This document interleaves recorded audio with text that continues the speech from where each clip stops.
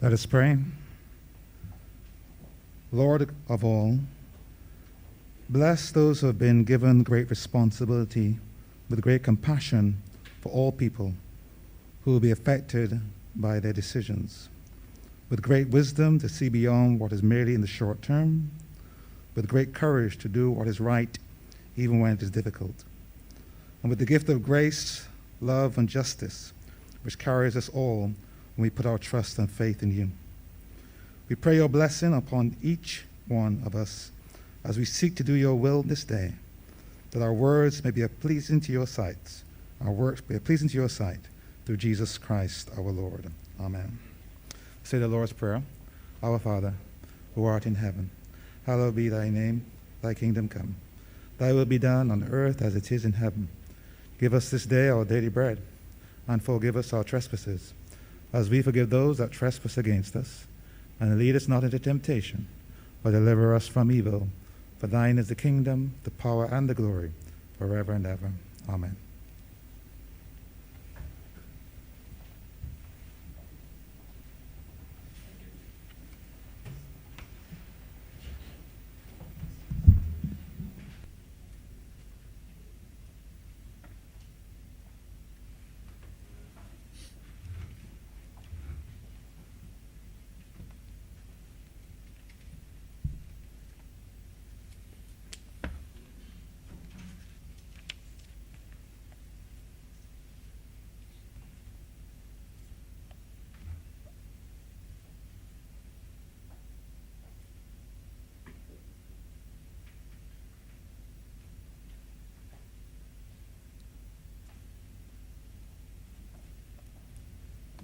This House is now in session.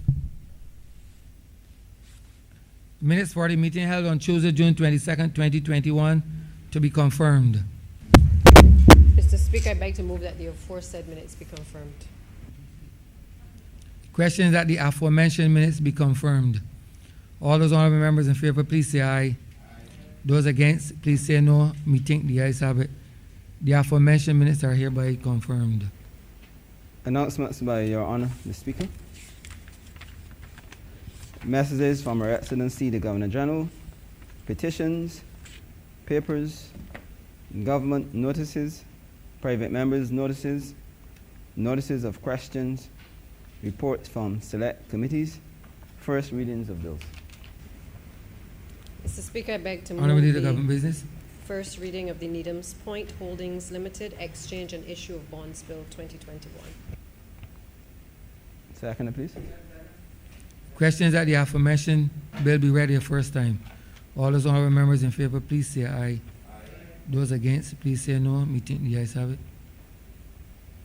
Statements by ministers, congratulatory and/or obituary speeches, personal explanations, motions for leave of absence, oral replies to questions, notices of motions for the adjournment of the House on matters of urgent public importance, orders of the day.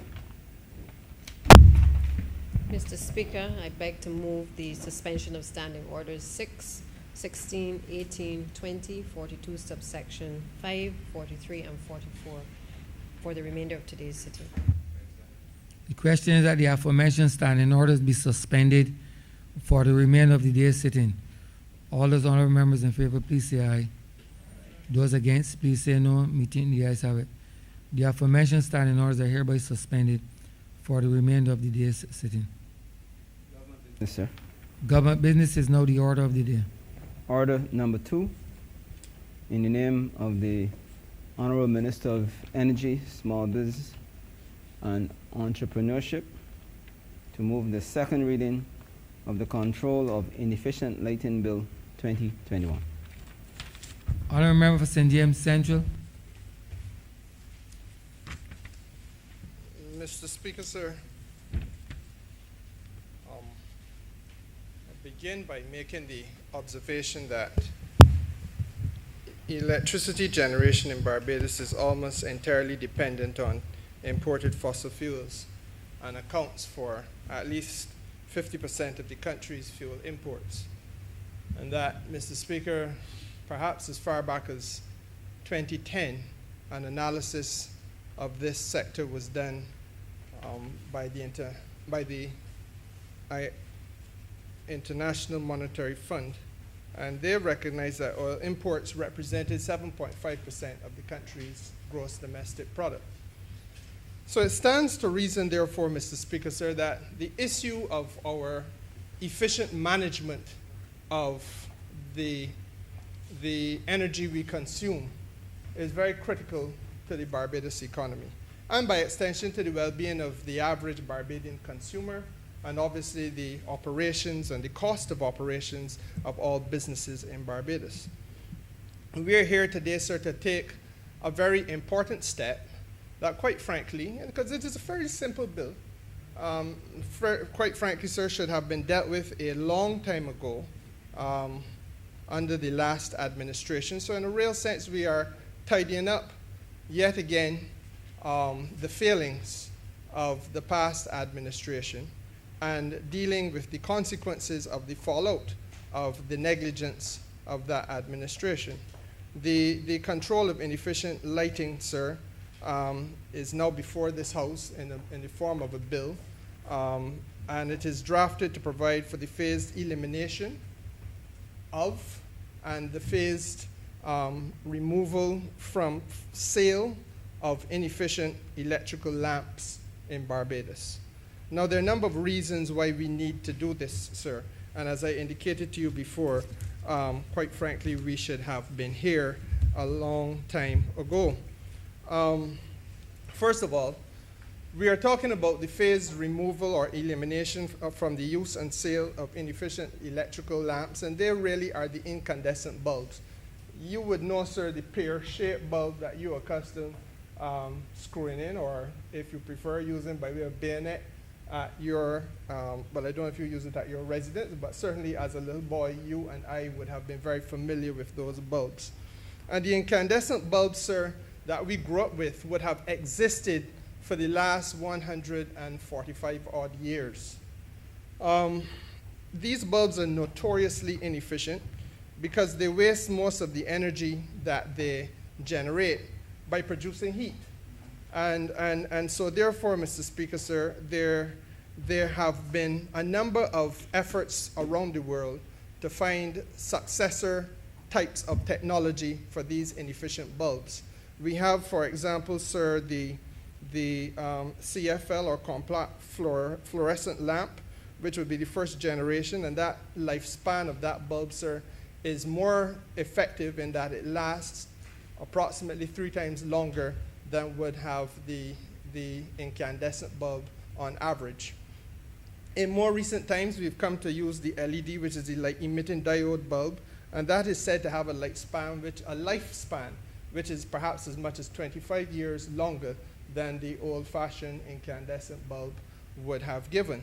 But the fact of the matter is, sir, that in spite of having these newer technologies available, and I must say they have been available for quite some time, there is still, in the presence of the Barbados marketplace, the practice of purchasing incandescent bulbs, and they're still offered for sale here in Barbados.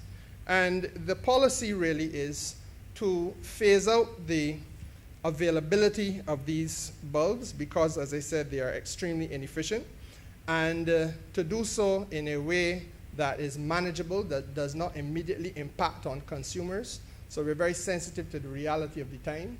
We do not equally, Mr. Speaker, and I will elaborate on this, do not want to be unkind or unfair to those people who sell those bulbs. So we're giving them a fair period of time to make the necessary adjustment after having gone out of our way to make sure we did the necessary consultation before we came here. Well, Mr. Speaker, sir, this is something that we have to do and that we have to get on with because this is something that, quite frankly, should have been dealt with some time ago. The second very important reason why we have to control inefficient lighting in Barbados, Mr. Speaker, is related to the global need to reduce carbon emissions. And I think that you would be familiar, sir, with the fact that we have for some time been discussing carbon emissions in Barbados. The last administration was very conservative about this matter. they had a target set that by the year 2039, I believe it was, 29% of this country's energy would be generated by way of renewable energy means.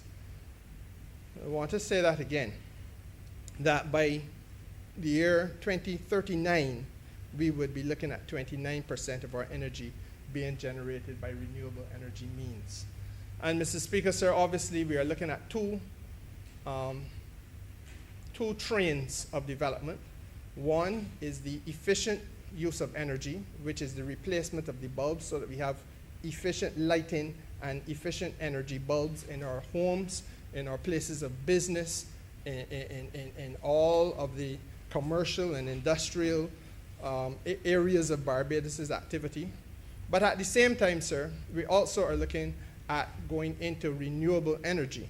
And in so doing, we want to be able to get there as quickly as is practicable, because the more we move away from a reliance on fossil fuel energy, sir, the better we and the more kind we are to our economic circumstances. And I will elaborate on that a little bit more as I go on. But the fact is, sir, that with regards specifically to the question of conserving our environment, many countries around the world have signaled and demonstrated their commitment to taking steps towards conserving the environment. And Mr. Speaker, sir, part of the global undertakings and the global commitments of countries now on a yearly basis have been to implement plans to and to demonstrate concrete plans for the replacement of bulbs such as these incandescent bulbs that we are talking about, and to come about with more efficient lighting plans for their countries. Just to give you a glance, sir, so that you would know that we're not here alone and not going on a frolic of our own. In Australia, from as far back as February 2007, the Australian federal government announced a minimum energy performance standard for lighting products, and they began their phase out of the retail of these incandescent bulbs, sir, from 2009. In the European Union as a whole, the European Union in 2009 initiated a Europe-wide gradual phase-out of these incandescent bulbs. And Mr. Speaker, sir, it was not to exclude any of the member states of the European Union. The state of California in the United States, and the United States perhaps is an interesting case study, because while we originally gave ourselves to the year 2039 to become 29% renewable energy dependent, the United States, much like the Democratic Labour Party, sought to approach this matter in a similar way, taking sweet time. And so therefore, by the year 2050, they are going to be in a position, or they're anticipating being in a position where they have removed as much carbon from their economy as they inject into it. But Mr. Speaker, the state of California perhaps was a little bit more aggressive than the country of the United States as a whole. And in California, their phase out of inefficient lighting bulbs was to be complete by the year 2018. And there are other parts of the world where this process has been going on. Now, sir, the fact of the matter is that the government of Barbados, as it is currently constituted by this administration today, sir, has maintained a very clear domestic and international posture with respect to this matter of energy efficiency, and also by extension renewable energy, and trying to make the economy as free of fossil fuel reliance as is possible. The first position that we take, sir, is that we want to reduce the cost of energy in Barbados. And that is absolutely imperative. The House, sir, needs to be reminded that on an annual basis, between $450 million and, in a bad year, as much as $800 million. I think that is the worst that we have experienced during the last decade and a half. Between $450 million and $800 million, Mr. Speaker, sir, is spent on the importation of fossil fuels. That, sir, is money which could be better spent and could be redirected to areas of national development, which cry out for attention, which cry out for continued support and reinvestment. The area of healthcare, Mr. Speaker, sir, we all know that it is a long and torturous journey to get to where we ideally would wish to be, and it requires a lot of capital investment. Educating our young people, Mr. Speaker, sir, again, a very torturous journey, very critical journey, but very capital intensive if we are to maintain our schools. In fact, one of the challenges that this administration also had to come to terms with, sir, is the wide scope of repairs that were needed and continue to have to be done with regard to the schools that were so badly neglected over the course of the period 2008 to 2018. And Mr. Speaker, sir, I could go on and on. Rural development, I need not say urban development as well, and the need for us to be able to make sure, as we were having a conversation here only this morning, that some of our citizens, especially those who are elderly and those who are more vulnerable, can have their houses future-proofed so that there is at least a fair chance of them being able to withstand the ravages of bad weather and so on, Mr. Speaker. So the reality is that we have to be able to find a way to conserve where possible and save wherever possible, so that on average $600 million a year does not have to be spent on the importation of fossil fuels into this country. The other important thing that we're focusing on, Mr. Speaker, sir, is the increase in energy security for the island. And let us face the facts. Barbados's energy security is a serious matter that has to be dealt with by serious dialogue and helping the country to come to an understanding of the full scope of the challenges that we face. We are largely importers of the energy product, Mr. Speaker, sir. We, yes, have a smidgen, a small amount of natural gas produced on the island, and maybe we would be able to fuel 20-30% of the homes in the country with that. But Mr. Speaker, sir, we can't run the cars on the street. We can't provide the heavy fuel oil for electrification of the country on our own. We rely on sourcing that product on the international marketplace. And I take time to explain this, sir, because this is not a matter that is just easily dealt with, as some would wish to do, by simply sitting in the front seat of a car and doing a blog. It is sometimes, sir, necessary for all of us, members of the press, and their role as the fourth estate, well-intentioned citizens, as I have no doubt many bloggers are, and equally, Mr. Speaker, sir, those of us who are fortunate to have been elected to this place, to be able to take some time and explain to people what the circumstances are. We are now, between the month of January and now, this country has seen a 61% increase in the price of fuel on the international market. 61% increase. That, sir, has absolutely nothing to do with any taxation that the government of Barbados has levied. That is just the reality of the circumstances that we are faced with. So when I speak about energy security, Mr. Speaker, sir, I'm speaking about a state of affairs where we have to deal with the fluctuation on the international marketplace of prices in circumstances, sir, where we have little or no control. It was not this government, sir, that determined that what other people do in order to safeguard against price fluctuation. The practice known as hedging was not, and investing in the futures market was not the way to go. But Mr. Speaker, sir, let us understand how that works as well. Because, you know, during the COVID shutdown, the whole world came to a pause. No planes were flying, or hardly any. No ships were sailing, or hardly any.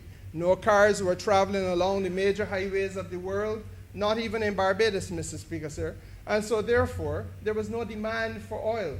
And you literally you could have been paid, sir. People in the Middle East producing oil would have paid you to take it off of their hands, because suddenly it became worthless. No demand whatsoever. But then, Mr. Speaker, sir, as economies reopen and there is a surge in economic activity, and every single country on planet Earth has the same mission that we have, to kickstart their economy. So they're trying to do more and faster in order to make up for lost time and to save jobs domestically. That surge in economic activity, sir, demands more pull on fuel, and prices skyrocket. And people play a game with the cost of prices because it makes money for them. So therefore, Mr. Speaker, sir, that is a reality that you have to deal with. The market fluctuates wildly, and even when you try to ride the market in terms of the fortunes that you may have by way of going into futures, the reality is, Mr. Speaker, sir, it is a game of chance at times. And so therefore, where we are now is a 61% increase in fuel over the last 5 or so months. And obviously, as the Prime Minister has indicated, and indeed as Cabinet has deliberated upon only last Thursday, there are some serious economic calculations that we have to look at. And I say it just for the benefit of the country from this place, Mr. Speaker, sir, it is not a matter that is being taken lightly by any stretch of the imagination by the government. There is no minister.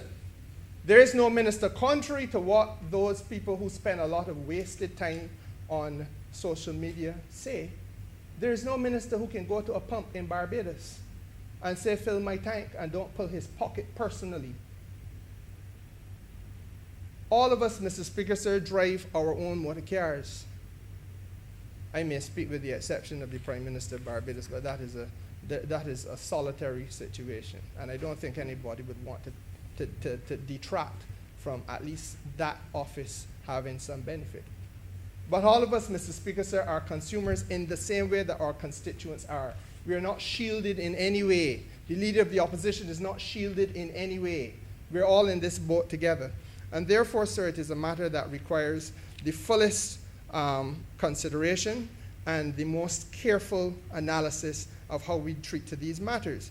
And again, I have to remind the House that there was a time when we had absolutely no control over some of the payments we had to make. You know, when you paid road taxes for a private vehicle, you had to pay your road taxes or be on the road illegally and attract the penalty of the law. Now, because it is dealt with at the pump, you have an element of discretion with respect to how much you are journeying, whether you can pool your resources in terms of your neighbor driving with you today and you driving with your neighbor tomorrow, where you are going and who takes you there. All of these are options, Mr. Speaker, sir, which this country is going to have to begin to look at. Because the reality is that this is how the rest of the world operates. There are parts of the world, sir, where people carpool on a daily basis. There are cities in the world where people drive into the city in alternating vehicle numbers. So that if your vehicle is an odd number, ends with an odd number, then you are enabled to enter the city today. If it is an even number, then you go tomorrow. That is what happens around the world. We have been very fortunate to have been shielded from some of these things, but the reality is it is a conversation that the country is going to have if the country is going to maturely and seriously treat to some of these issues which are really beyond our immediate capacity to simply absorb. That is said without prejudice to any step that the government may take, and as the Prime Minister has already indicated, we will continue to deliberate upon so that we can determine, after having met as well with the social partnership in short order, what steps we may take with regard to capping any particular type of tax that is now in existence. And where that cap would take place would also have to be determined.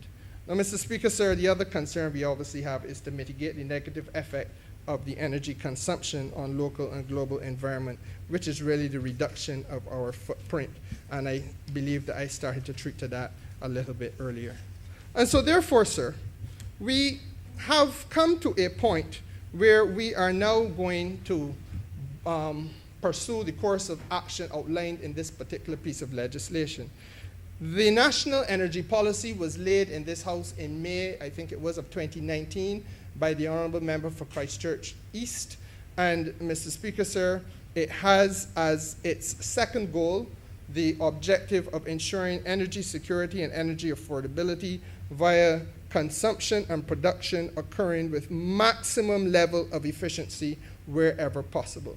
So what we are talking about in terms of efficient lighting and regulating, intervening in the marketplace to regulate efficient lighting and to ensure that inefficient lighting is not something that consumers are lured into spending precious resources on, that perfectly aligns with the national energy policy created by this government. I want to say that again because there are those who believe that this government is insensitive in some way, shape, or form to the peril confronting consumers. That is a situation that must be dealt with in several ways because there are several types of intervention which are being looked at and which are being crafted because the situation confronting consumers in this country is a serious one. And will continue for some time to be a serious one, largely because we do not set prices, we are price takers in this economy. And the fact of the matter is, therefore, Mr. Speaker, sir, that wherever it is possible, we have to ensure that we can maintain a standard of living for our people which is satisfactory, while at the same time shielding them as best as possible without doing grave damage to commerce at the same time, and making sure, sir, that there is a balance that is felt across the island.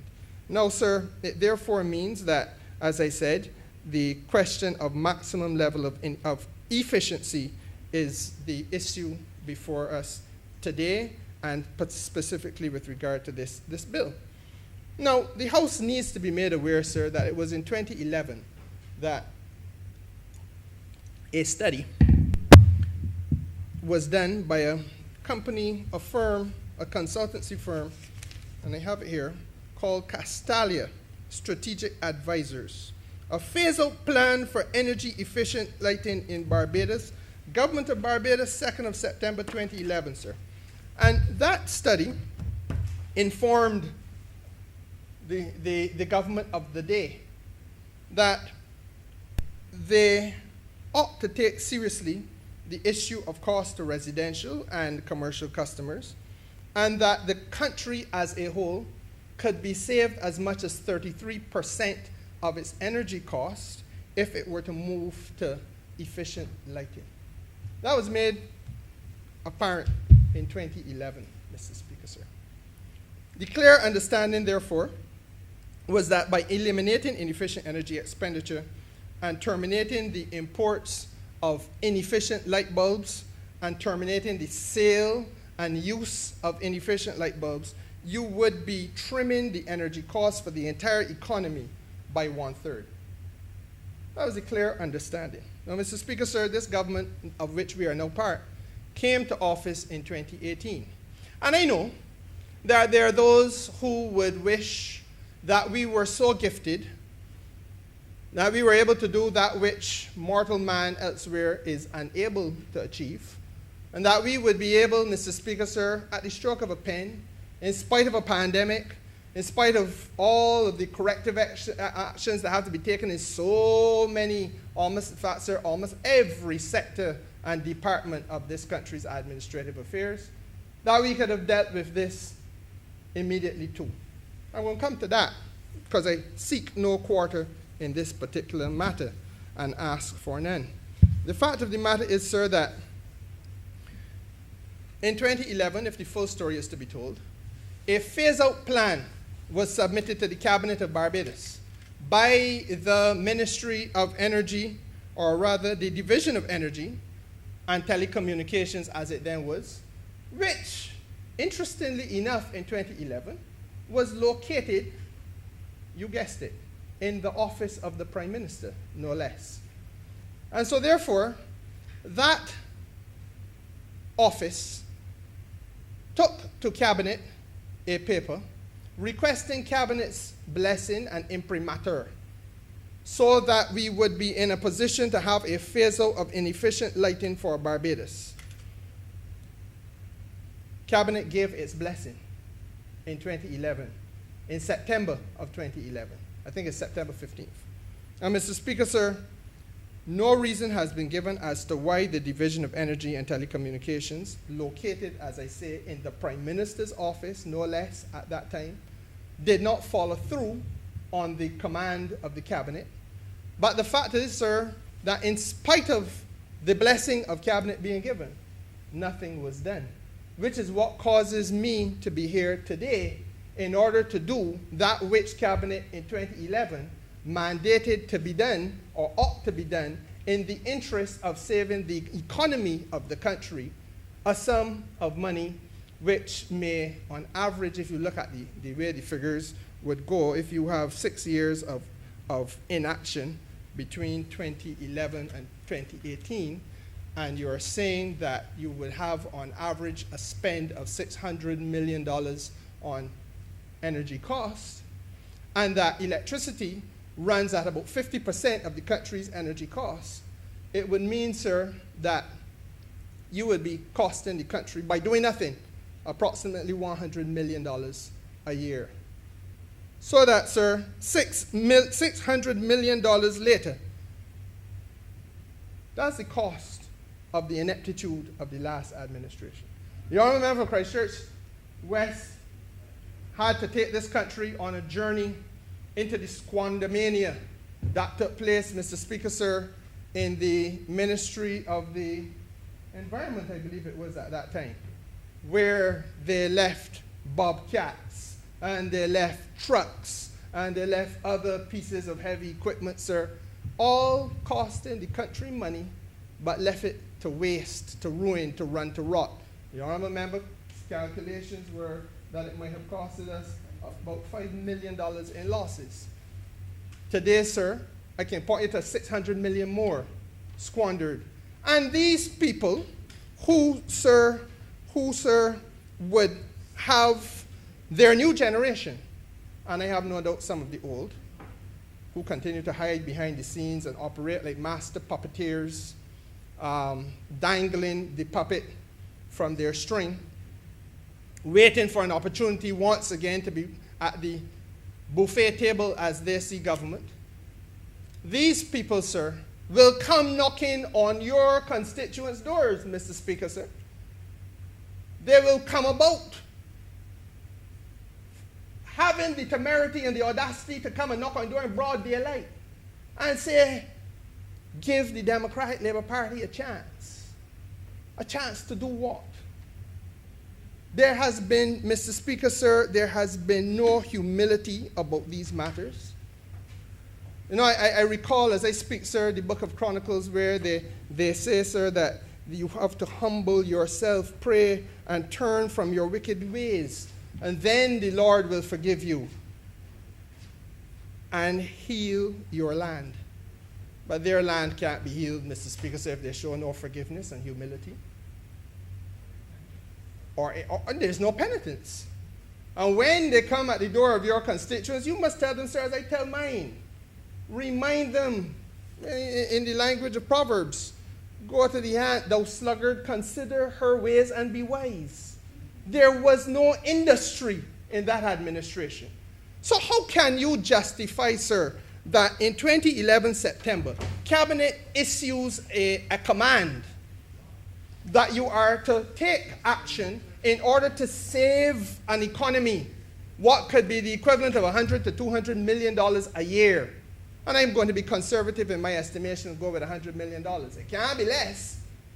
And Mr. Speaker, sir, you are issued that command, and by 2018, nothing whatsoever has been done. And do you recognize, Mr. Speaker, sir, that between 2011 and 2018, there were 2 administrations of the Democratic Labour Party? 2. They were elected in 2013. Now, there are those who will clamor to say that perhaps it was an oversight, and I concede that oversight is possible. But I need not tell you, Mr. Speaker, sir. I need not tell you, because you know, because you have practiced at the bar, that there's such a thing as negligence, and there's such a thing as criminal negligence. And the constituent elements of criminal negligence are here before us, you know. The constituent elements, Mr. Speaker, sir, of having a duty of care a duty to act, and that duty not having been taken, that duty is observed only in the breach. Mr. Speaker, so the constituent element of being able to point to a breach, but the breach is clear.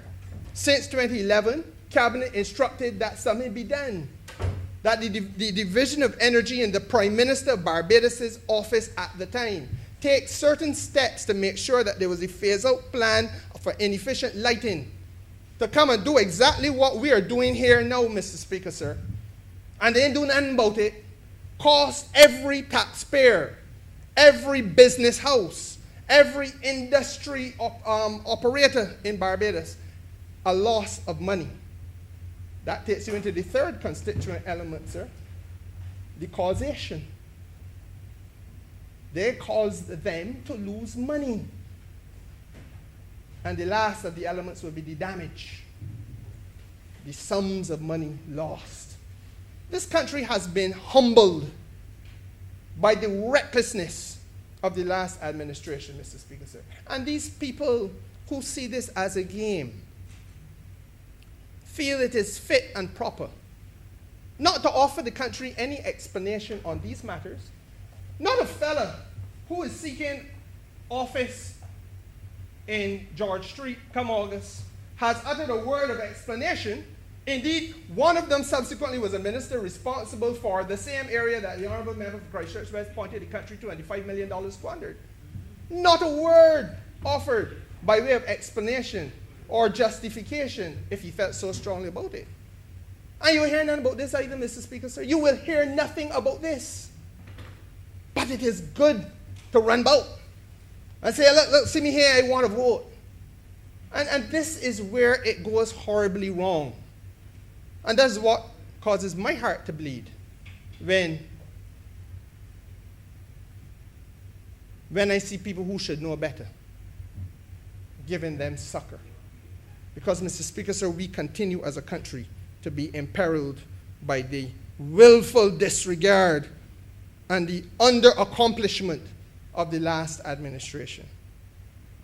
Now, it is clear, therefore, that persons' financial interests were injuriously affected, and the country's financial interests were equally injuriously affected, Mr. Speaker, sir. Now, as a consequence of that circumstance, when we came to office, we had to make some decisions.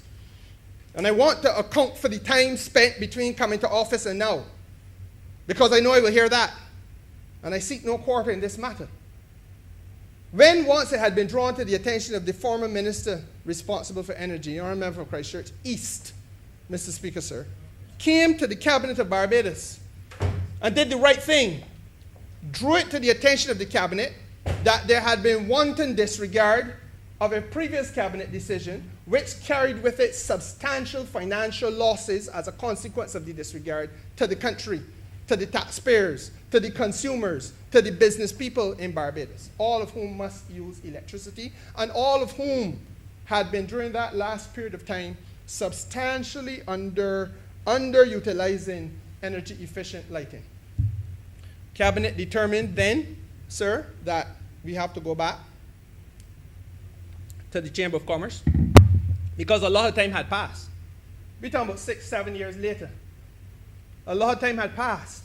So you go back to the Chamber of Commerce and you ask the Chamber what their position is, because they are the representative body for those people who are importing these things into the country. What are the circumstances in the marketplace right now? To what extent are these bulbs still being imported? None of us don't run a hardware store, just like how none of us don't run a gas station. So none of us get any special favors. We too are consumers. All of us are consumers. There's no special dispensation for the Cabinet. And so therefore, sir, Mr. Speaker, the Cabinet, like any other body in Barbados who have to deal with consumption, want to know what is the current circumstances, what are the costs of these things, and what steps might be adequate today. We went back to the Chamber of Commerce, Mr. Speaker, sir. The Green Committee of the Chamber would have deliberated on this matter, sought the counsel and the input of all of their members, people who run in hardware stores and whoever else might be involved in importation and sale, retail of these bulbs, Mr. Speaker, sir. And as far as government was concerned, we were reaffirming or prepared to reaffirm the previous decision that there should be a phased restriction on the importation and sale of inefficient lights in Barbados. Now I've gone to the trouble of outlining these steps because when the critics who feel instinctively that there's nothing better to do this good Tuesday morning that I wake up than but to criticize the government for something, when the critics want a knee-jerk reaction, have a knee-jerk reaction of criticism, the critics, I invite them, because I know in this business, and as soon as you get to midterm in the life of an administration, it accelerates. That is as sure as day follows night. But I invite all the critics, including he who sits in this house, to reflect on the governance issue which this approach has taught us. Because while on one hand we had an administration that understood an issue at the level of the cabinet, but then they do nothing about it, and then follow up about nothing, and it didn't matter because, quite frankly, it just didn't matter. Nobody did nothing about it for 5, 6, going on 7 years. On the other hand, Mr. Speaker, sir, we took the significant, decisive step in the interest of the consumer's well-being to say, look, let us go back and see what is happening with the situation at the level of the people who are importing and retailing and get an understanding of what is happening in the market today. The second thing that we did, Mr. Speaker, sir, was to demonstrate the good governance approach by allowing the chamber to have an input before cabinet made a final decision. Are you with me, sir? We didn't just sit down and say as overlords that this is what going to happen.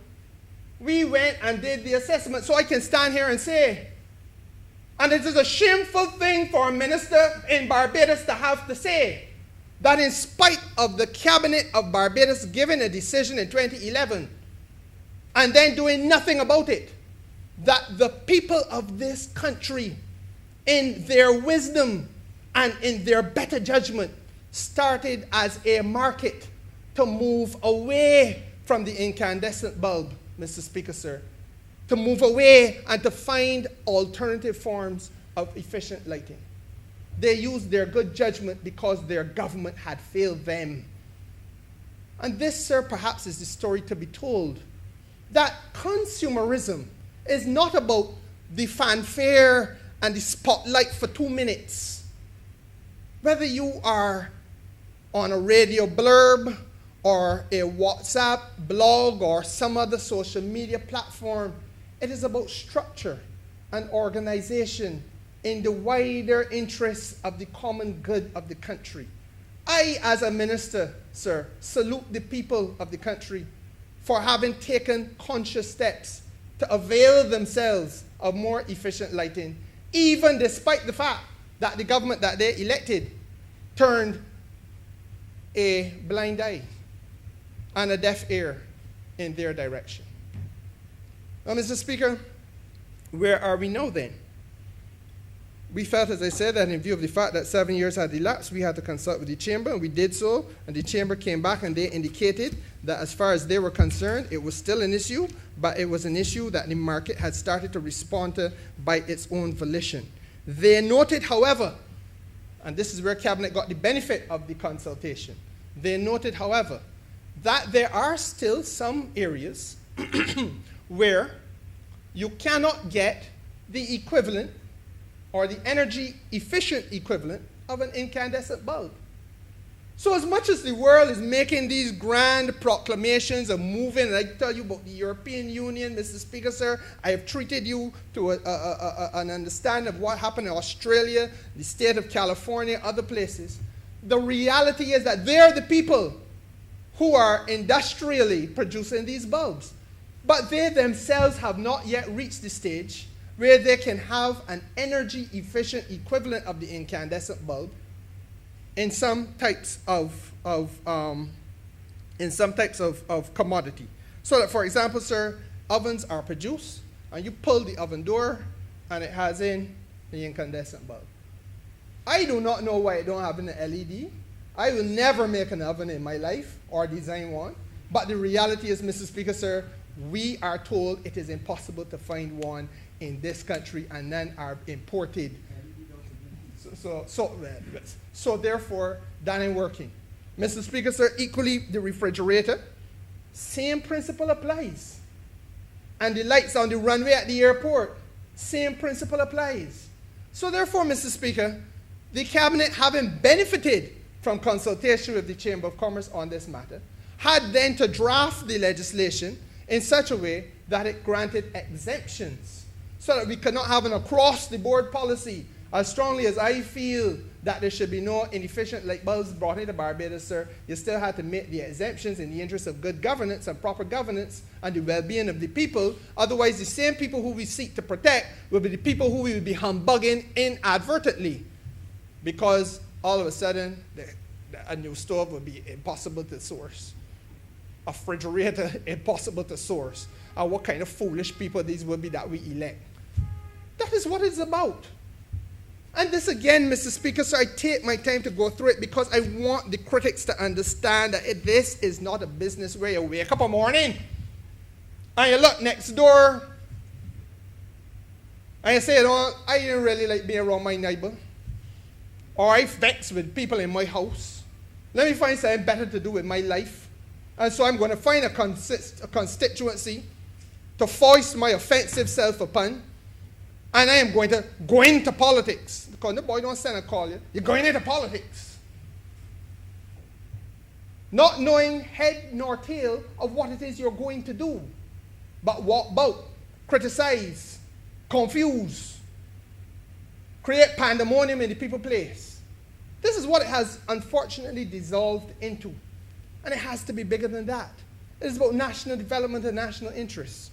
And so, Mr. Speaker, sir, you go to the legislation now, and you will find the exemption at Section 13.2, Section 14, and Section 15 of the bill, which is before the House, for the proposed restriction of import and sale of lights which do not meet minimum efficiency performance standards. Yeah. You will find the exemptions to them. And the exemptions, Mr. Speaker, sir, are located in the first schedule of the bill. And as I said, they touch and concern areas like the airport runway lights, automobile lights. And again, Mr. Speaker, sir, there are some automobile models where you're not going to get you're going to get the light that is incandescent, like mine. Well, my gas guzzler. I sometimes wish that you could sit down and have a conversation with the nation, because, sir, people believe that we don't feel the pain. We live the pain. Why don't get no travel allowance for driving about in my constituency? Mr. Speaker, it comes out of my pocket. Every yard I drive, I have to pay for. How could I stop at every gas station to spend $3? Mr. Speaker, sir, not that I have a problem with awareness about the idea.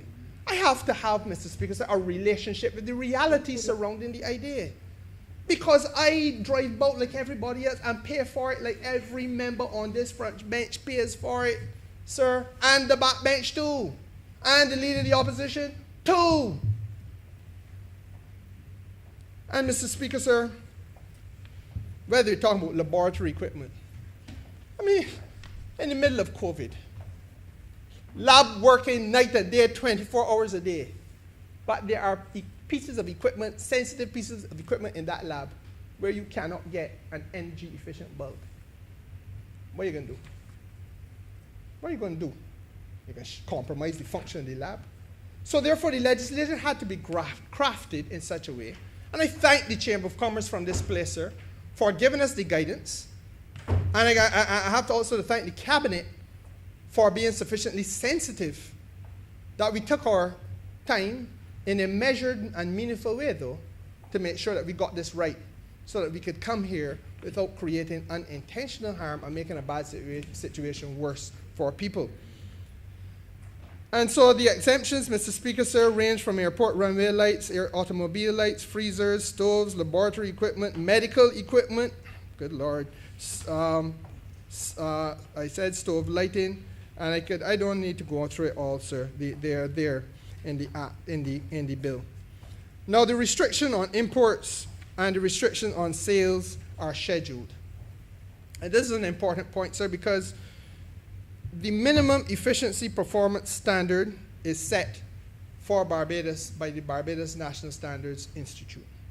And we've decided, sir, to begin at 15 lumens per watt, which is, in other words, preventing import on the most inefficient general lighting service bulb. That's what you call the bulb, sir, the incandescent bulb. They're called general lighting service bulbs.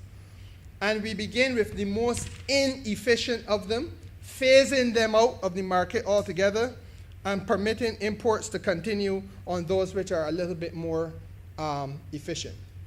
But systematically reaching a stage where from 15 you go to the next level, from the next level you go to the one after that, to when we have removed all of them from the market. Mr. Speaker, sir, the restriction on the 15 watt bulb will begin from January 1st, 2022. That is restriction on import, and we give the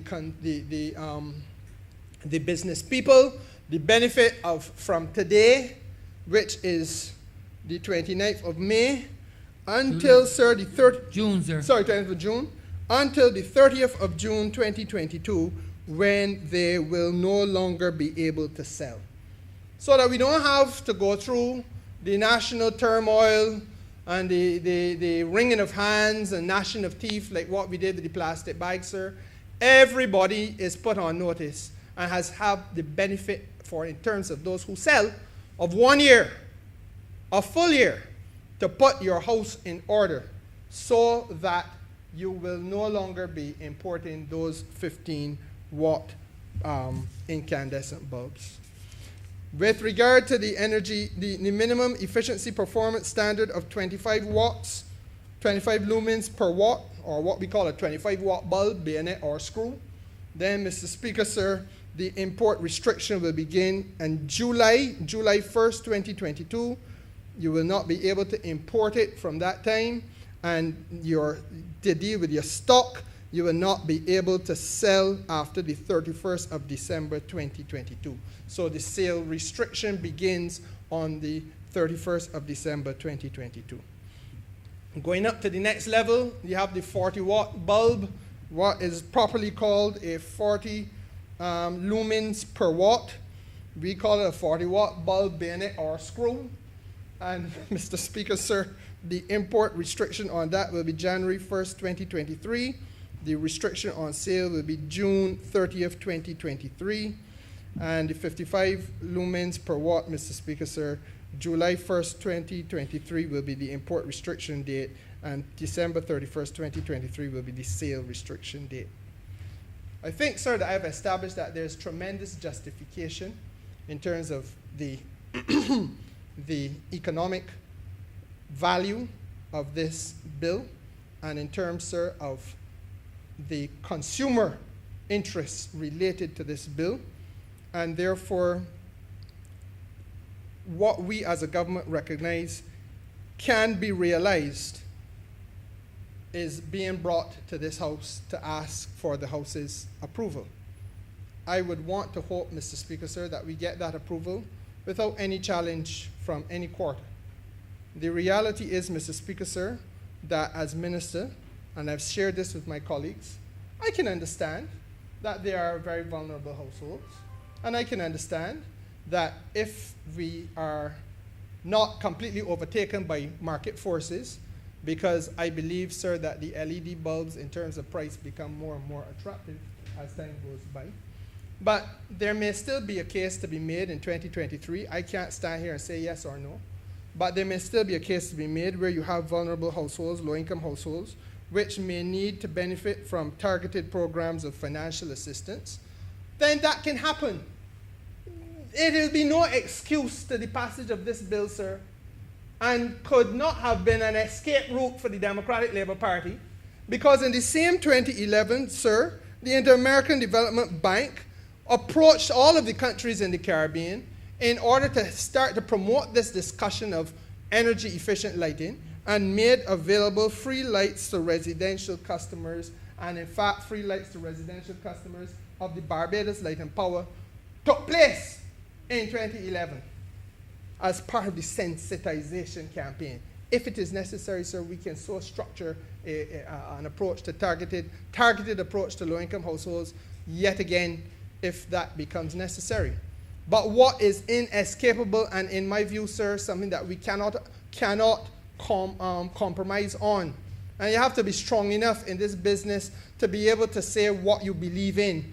I believe, and I will not shy away from saying I believe, Mr. Speaker, sir, that the incandescent bulb has outlived its usefulness and is more of a liability than it is of value. And we have to move the whole country in the direction of energy efficient lighting, saving Barbados substantial sums collectively in terms of what we are importing. Why do we want to continue to import a piece of technology which we know is going to cost our consumers more money, which we know is not going to last as long as the better quality and newer type of technology, which we know, Mr. Speaker, sir, therefore, is only in the long term going to be something of a humbug to the people that we're here to represent. And that is what this legislation is really about. Now, if I could just share with the honourable members, sir, a few key sections of the bill. At Clause 3, the National Standards Institute is going to be established to identify the domestic minimum energy performance standards. Sorry, not the National Standards Institute will be established because it is already there. It will be required to establish our national energy performance standards for electrical lamps, for local distribution or local use and local sale. At Clause 4, there will be the empowerment of trading standards inspectors. And the trading standards inspector will have the responsibility, sir, of investigating any complaints or alleged contraventions of the Act, and the power to enter premises and conduct tests on any lamps which are found there in order to determine and in order to verify the energy performance characteristics of the bulb. So if you are operating a store, or you may not be operating a store, you may have, sir, some, I don't know, you may be in the business of selling these things, and you may not even do it from one fixed location. You may do it from the back of your car trunk. But the fact of the matter is that the trading standards inspector, when your business is drawn to his attention, will be empowered to say, okay, Mr. Speaker, I want to have a look at the bulbs you're selling. I'm going to have to hold on to it. I'm going to come to that. I'm going to have to hold on to it for a few days in order to test these things so that we know what it is that you are selling and whether it meets the characteristics that are allowed by law. And then it will be returned to you and so on. Now that logically in your legal mind, sir, will raise the next question. Well, if you can hold on to my bulb, what happens with my bulb? Because you hold in my commodity, my merchandise. We've already established that some of these bulbs are in fridges and in stoves and in laboratory equipment, the airport runway lights. We can't hold on to people's merchandise indefinitely and humbug them and frustrate them. That would be to do damage to people's business procedure and business practice. So therefore, sir, the bill treats to that too. At Clause 8, makes it clear that no electrical lamp or other item of merchandise seized as evidence can be held for over 30 days awaiting commencement of proceedings, and that within 7 days of seizure, inspectors must submit the lamps in question to the National Standards Institute to have tests conducted. Mr. Speaker, therefore, it is abundantly clear that if I got to break it down, I will, that if I have your lamp or your bulbs and I am going to bring a case against you, then I have to bring my case. If I'm going to have the physical bulb in evidence, I got to bring the case within 30 days. If I know, or if we know that the case can't be heard within 30 days, then all of the evidence that would become necessary by way of documentary evidence as opposed to physical evidence will have to be taken and put before the court. So we would have the photograph of the bulb, and we would have the import information, and when it is tested, what it actually is as opposed to what it should be, and so on, and that would be the basis on which the prosecution would be dealt with. And equally, Mr. Speaker, sir, if I am holding, and I did, and let me say, I sent back this bill because I wanted the Chamber of Commerce to be clear that the time frames we're talking about are not unreasonable. And that's where we settle the dates. So because I know that it is important to get on with the people business, equally I know that it is not likely that the court is going to be able to get everything done within 30 days. And a skillful attorney will drag feet. So therefore, Mr. Speaker, sir, you can't beat the system. You will have now to produce the documentary evidence, and that will be the basis on which we do the prosecution. And equally, sir, within 7 days of seizure, inspectors must submit the lamps to the BNSI and have the test conducted, so that there is a duty on the part of the government agency to get on with it, get the lamps tested, get the information back from the BNSI, and then you have like an affidavit, which is a sworn statement that you can use in the court saying this lamp was duly tested. The authorized testing agency was the National Standards Institute of Barbados. It has been found that this lamp is in fact a 15-watt lamp which runs contrary to the law of Barbados, and therefore it ought not to be offered for sale. Case closed. And that is the key characteristic of the bill, Mr. Speaker, sir. Now, I had spoken about the national energy policy, and I want to say that all aspects of the energy sector are covered by the national energy policy. And that policy provides a framework for transitioning Barbados from a fossil fuel-based economy to a 100% fossil fuel-free, carbon-neutral economy by the year 2030. And as I said just now, and I genuinely believe this, it is important because so many things are happening of a transformative nature in this country.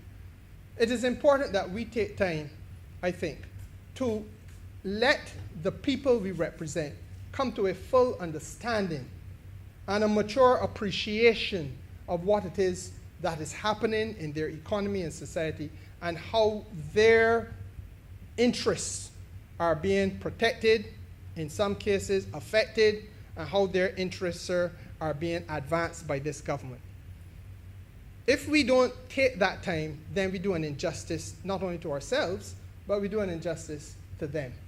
And I think, Mr. Speaker, sir, it's important. When I speak about a carbon neutral island, we are saying that there will obviously be some carbon emissions that continue in this country. As much as we would want it to be so, we cannot wholly and solely have renewable energy in Barbados. An aircraft arriving at Grantley Adams International Airport, coming from Great Britain, the average one of them has 4 engines. And each of those 4 engines, Mr. Speaker, sir, burning Jet A1 fuel. Mr. Speaker, rich with carbon emission, but they're operating out of Barbados every single day. We inject into our economy that carbon. But we also have, therefore, if we're going to be carbon neutral, to take out of the economy the same amount that we are putting in. And that is what the thrust is going to be. There's got to be a give and take, because we will not get everything at an RE level of renewable energy completely green in the foreseeable future. I've had a discussion at the level of cabinet, for example, about the issue of e-mobility, as it is called, electronic vehicles across the board.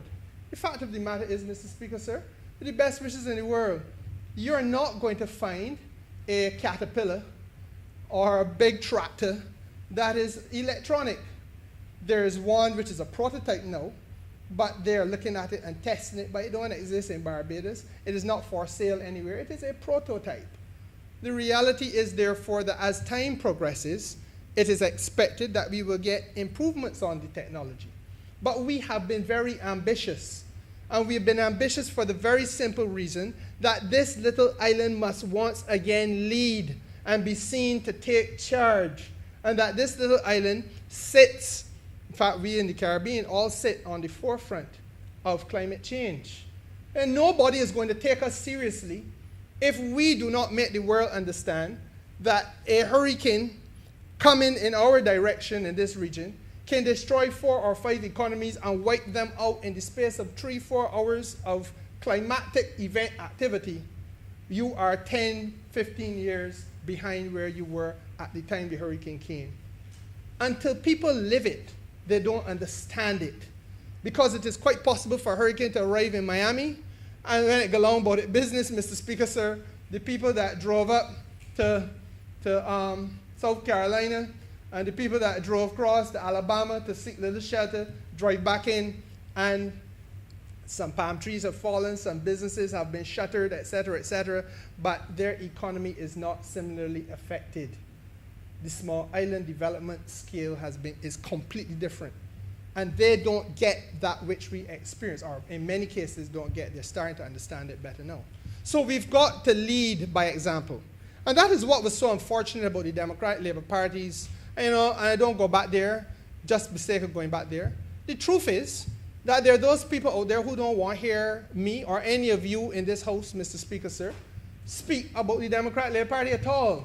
Because we're to airbrush history. We're to treat history as though you airbrush it and brush out the bad part and make it look good all through. But you can't do that. The reality is, Mr. Speaker, sir, that they were short-sighted when they set a goal that we're going to only be 29% renewable energy reliant by the year 2039. Because that is to take a leisurely stroll. Put your hand in your pocket and stroll forward, taking your sweet time on a matter that is essentially, exceptionally critical for the economic well-being of the country. You're spending, in a worst-case scenario, a year like this year, I would not be surprised, Mr. Speaker, sir, given how prices have risen, if we don't have to get close to the $800 million or maybe surpass the $800 million import costs for fossil fuel. It wouldn't surprise me. But how often can you do that? And therefore, if you can avoid doing that, if you could take that money and redirect it to helping young people in your constituency, Mr. Speaker, sir, would you not feel it is a good thing to do? If you could take that money and redirect it to sports development, Mr. Speaker, sir, is that not a good thing to do? If we can light some playing fields around Barbados and make sure that there's opportunity for our young people to be employed and engaged in gainful activity into the evening and burn out some of the excess energy they have, is that not a good thing to do? But it costs money to do it. And that's all that this is about, It is not rocket science. It is about making sure that you take the scarce resources you have and deploy them or redeploy them in a way that makes good sense for the economic development and economic well-being and economic future of the country. In a sense, we are future-proofing the island. And therefore, Mr. Speaker, sir, beyond energy efficiency, it is necessary to explain that we have settled on a number of policies that are designed to achieve affordability and to achieve stability and predictability in the energy sector. And I say again, as I said at the very beginning, affordability is key because we spend too much on the fossil fuels we import. But predictability is also key because I can't plan, and you can't plan, Mr. Speaker, and most people in Barbados cannot plan realistically. If it is that last year you were projecting energy costs at 60% less than what they are now, but if you were planning any activity last year, Mr. Speaker, sir, and one of your major inputs into the operations of the business, which is always energy, has gone up by 60%, it changes your whole business plan and quite frankly may impact the whole business model in terms of its sustainability. And that is the nature of the challenge we are facing. I have no problem with the people who wish to draw it to our attention because they believe that they ain't hear about any politician talking about it, and me ain't know. Not true. We know. But there's also a responsibility we have to think it through and try to work this thing through. And part of the challenge we have, Mr. Speaker, sir, is that it is important for the country to understand that there are some steps which have in fact been taken which redound to our collective well-being, and we have to discuss these too. The establishment, for example, of an electricity market structure that reduces the effects of monopolistic operation in Barbados, where financially and economically feasible, that monopolistic operation had to be brought to a halt. Prior to 2013, Mr. Speaker, it was illegal in Barbados to generate and supply electricity onto the grid. You could generate, you could self-generate, but you could not supply it onto the grid. And that created a set of market characteristics that really were very monopolistic. The Light and Power obviously was the generator and supplier for the country. It was the monopoly. It enjoyed that position for over 100 years. And the fact of the matter is, Mr. Speaker, sir, it meant, because it had no competition, that cost could climb high. It meant, Mr. Speaker, sir, that there were little incentives, because there's no competition, to drive and improve efficiency. And we all know that this has been a challenge. Where are we today? We have settled on the opening of the electricity market for competition and participation by the private sector of this country. Local investment, and indeed, Mr. Speaker, sir, where it is practical, foreign investment as well. And so we have negotiated, and in April of this year, the Light and Power indicated satisfaction by way of letter with the negotiation, and we now will go through the formalities of the public discussion and public signing of the new arrangements. But we have, Mr. Speaker, sir, and all this is done even within the context of COVID. So, you come in here every day or every week, and you get lambasted in here as though you are the worst possible set of people that could be elected. You turn on the radio, and I forgive, Father, forgive them, for they know not what they do. You turn on the radio and you hear the carping criticism, and some of it, sir, is well-intentioned, because a lot of our people really only want the best for this country. But then there are those who are of a more politically oriented hue, H-U-E, and they, sir, feel that this is an opportunity to stir the pot and make things a little bit more difficult for the government, because that is their role, or that is how they perceive their role to be. They do not see themselves to have a developmental role. They do not engage in alternative policies. They engage in carping criticism, pulling down, criticizing, complaining, and that is how they see it. But the fact of the matter is, sir, it is responsible governance that allows us to be sure-footed. We have therefore been able in April to conclude a negotiation with the Barbados Light and Power, which will see 5 licenses being now available to local investors who want to enter this market and to have and be part of what is going to be a new market structure for electricity generation and supply in Barbados. The first license, Mr. Speaker, sir, is a generation license, power generation. Whether you do this by photovoltaics, or whether the panels on your roof, or maybe photovoltaics on the ground mounted and farmed, whether, Mr. Speaker, you do it by wind, and the contemplation is that we will have wind both onshore and offshore. There is about 4,000 more 4,000 times more space offshore Barbados than we have onshore, and therefore, sir, we plan to have both fixed wind farms and floating wind farms off of the coast of this country, set up in such a way that it does not humbug the vista or the horizon for those who are overly interested in the tourism side of things. But, Mr. Speaker, sir, done in such a way that it may actually be a tasteful additive to the tourism product, because there are parts of the world where people visit these wind farms by sea. And therefore, sir, we have not been derelict in our duty in thinking this thing through in that regard either. The second license is an energy storage license, because we're talking largely about renewable energy, and renewable energy technologies at this particular point in time are largely intermittent technology. The sun will not always shine every single day or with the same degree of intensity.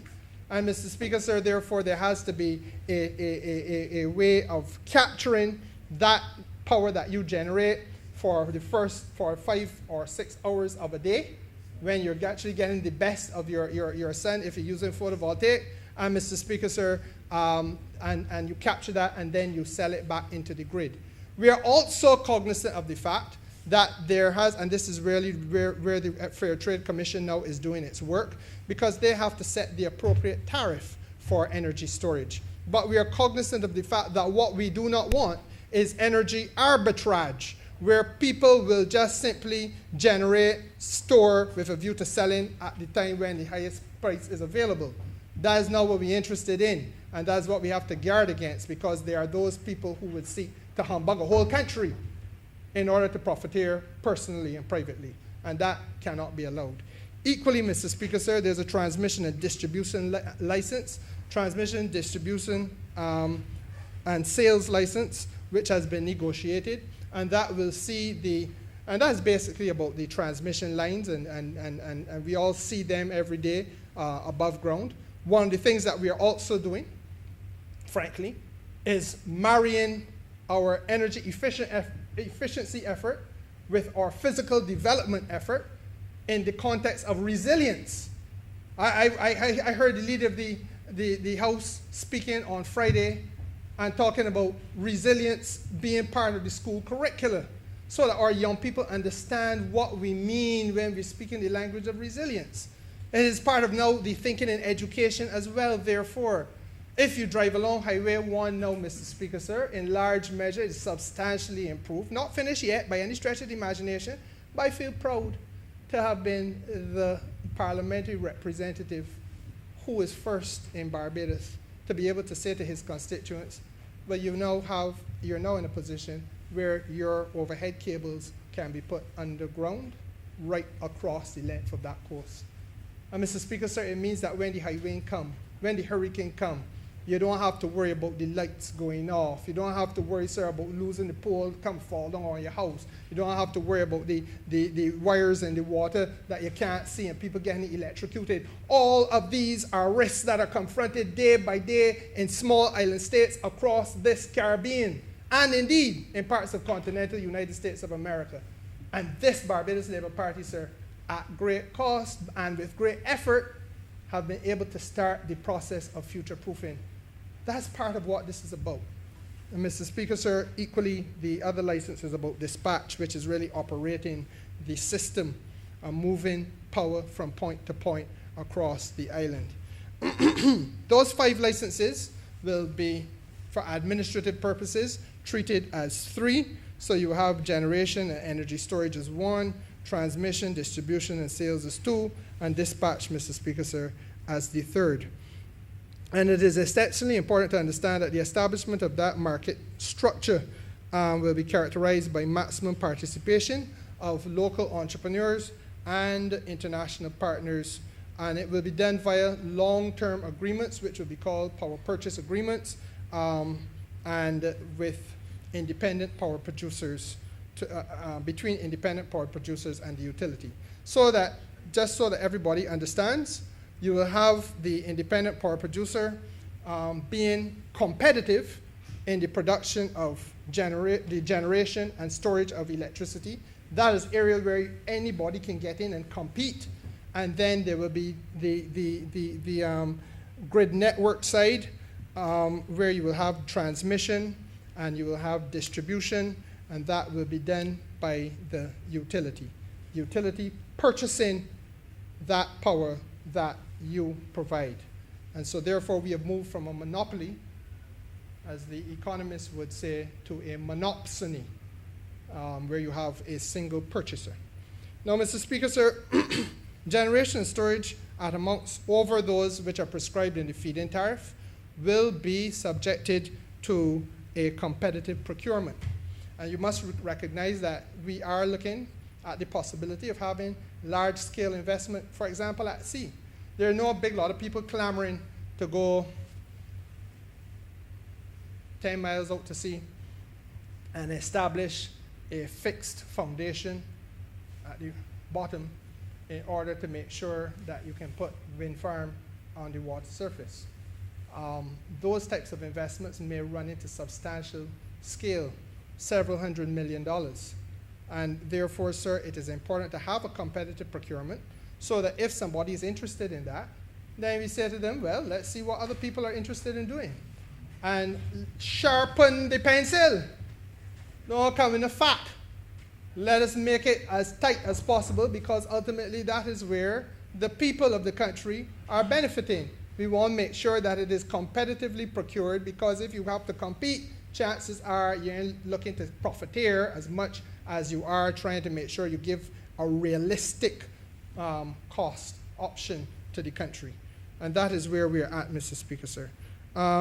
The Light and Power is assigned the role of, also in these licenses, the role of reliability backstop, especially in the transmission and distribution sales license. And that simply means, Mr. Speaker, sir, that the independent power producers will have to supply capacity to the grid. But in the event that an independent power producer is confronted with a situation that may negatively affect his ability to deliver what we expect him to deliver. So say, for example, you have a 5 megawatt photovoltaic farm, but you run into hard times, or you don't maintain it properly. The country is relying on your 5 megawatts of energy. We can't have somebody lying down on the operating table in the hope of getting light. We have to have certainty.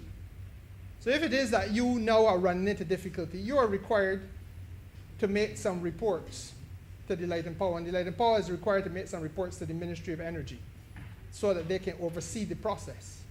Mr. Speaker, sir, if it is that you do run into a challenge, then there can be a backstop, or there must be a backstop, where the independent power producer is then able to be supplemented by other power producers who can say, look, I have the capacity to fill those 5 megawatts that he dropped out of, and so I am prepared to do that. And then that person is paid either at the base rate or under a power purchase agreement which is designed for that purpose. So that backstop is to provide us with the energy security that and reliability that we want. The other thing, Mr. Speaker, sir, that we are paying close attention to is our two principles, which are basically that the market which provides for competition in generation, energy, and storage of electricity must also be a market that provides for unbundling of the accounting of the Light and Power. This is a major tenet of all of the licenses, to promote transparency and to promote competitive conduct and fairness in the marketplace. The Light and Power will be unbundled, Mr. Speaker, sir, through accounting means into separate functional components. Those components will be, first of all, generation, then the storage, and transmission and distribution. The Light and Power remains a single legal entity in this arrangement, but, sir, there will be the equivalent of what you might call Chinese walls, an artificial way of separating what the costs are for generation, what the costs are for storage, what the costs are for transmission and distribution. And the reason why we do this is because you don't want cross-subsidization to take place and have artificially high charges built into this system. Right now, there are some generators that are operating there which are almost as old as me. Frankly, Mr. Speaker, sir, that may tell a tale about their efficiency. It certainly must tell a tale about their maintenance costs. And what we want to do is to make sure that we are clear as to what the real costs are in every aspect of the business, so that we, as I say, can avoid cross-subsidization and make sure that whenever you come to the output end, you can come to the output end with a clear understanding of what the costs are in each category of activity that is taking place. We do this, sir, not to be difficult, but we do this in the interest of the consumer, so that the consumer can have certainty in this new market structure. And it is critical that the costs of generation and supply to the grid are separate and distinct from the costs of dispatch on the grid or the cost of transmission and distribution across the grid. And therefore, separate accounts will be maintained in order to avoid, as I said, the likelihood of any cross-subsidization. Mr. Speaker, sir, the other additional obligation that is built in is an obligation to serve, and that is built into the transmission and distribution license. And as I worked with the team on these negotiations, I felt very strongly about this particular part, Mr. Speaker, because my constituency is in part urban and in part rural. And so I understand some of the plight of both sides of this island very well. And in St. Peter, for example, sir, there's a place called Lonesome Hill. And in St. Joseph, there's a place called Dart Hole. And you know, Mr. Speaker, sir, there's a social need to supply power to places that may not always be deemed economically viable. And so if you have a small rural community, but it costs a lot of money to reach that small rural community, you can't have crass capitalistic considerations saying, boy, that costs too much money, so then go bread for the self. Can't work. And so therefore you have to make sure, Mr. Speaker, that there is that obligation to serve built in, and the Light and Power has agreed to that in the new structure, and the 5 licensing regime, as well as the rules that must be in place to support that 5 license regime are agreed to. And as I said, we will come in very short order to the formalities of public declaration, discussion, and signature of licenses, etc. The licenses, the honourable member who leads the opposition will be pleased to know, also take into consideration the very important need for local capacity building and local development. We are talking about a new sector. We are talking about a sector that offers career opportunities, potential human resource development opportunities for the people of Barbados. And under the licenses, the Light and Power will be responsible, Mr. Speaker, for contributing towards the skill sets and the development of expertise and technical know-how in this local renewable energy sector. Your constituents, sir, must feel that there are jobs available to them, not only by climbing up on somebody's roof to be an installer, not only, Mr. Speaker, sir, to do maintenance and repair, but there must be jobs available to them in design, and there must be jobs available to them in the engineering aspects of it. And there must be jobs, Mr. Speaker, sir, at the high end. The skill sets are critical, and we must develop the country as a whole. So the Light and Power is mandated under the licensing arrangement to host paid and full-time and paid part-time internships, participate in a UWI Cave Hill Applied Research and Development Program, which will enable us to do something else that we have to do. There are a lot of people in Barbados, again, who content themselves with criticism only, have not come to realize that we have now become leaders. We've become leaders in this sector in the Caribbean. I heard the Energy Minister of Trinidad and Tobago on Friday. In fact, he spoke immediately after the lead of government business spoke on the news clip, talking about their having lost $2 billion in their oil and gas sector, and that the need is now for them in Trinidad to move more seriously in the direction of RE. Who would have thought the day would dawn when Barbados was there in energy and Trinidad hoping to catch up? Now, Mr. Speaker, obviously they're going to do this thing at a greater scale because it's a larger country. In many ways, it is a different economy. But the fact of the matter is, Mr. Speaker, sir, conceptually, this is where we are. The buses, the electric buses on the road in Barbados today constitute the largest fleet in the Caribbean. That is a fact. That is a fact. So that, sir, part of what we have to do is to continue to build out that human resource capacity so that this country can, in many ways, become a living laboratory as to how a small developing state, a small island state, can be able to shift from a reliance on fossil fuel onto becoming a renewable energy-driven economy, and to do so in a way that creates an abundance of opportunity for employment for our people at all levels of the process. Also, under the generation, storage, and the transmission and distribution and sales licenses, the Light and Power will be required to spend annually in Barbados an agreed percentage of the prior year's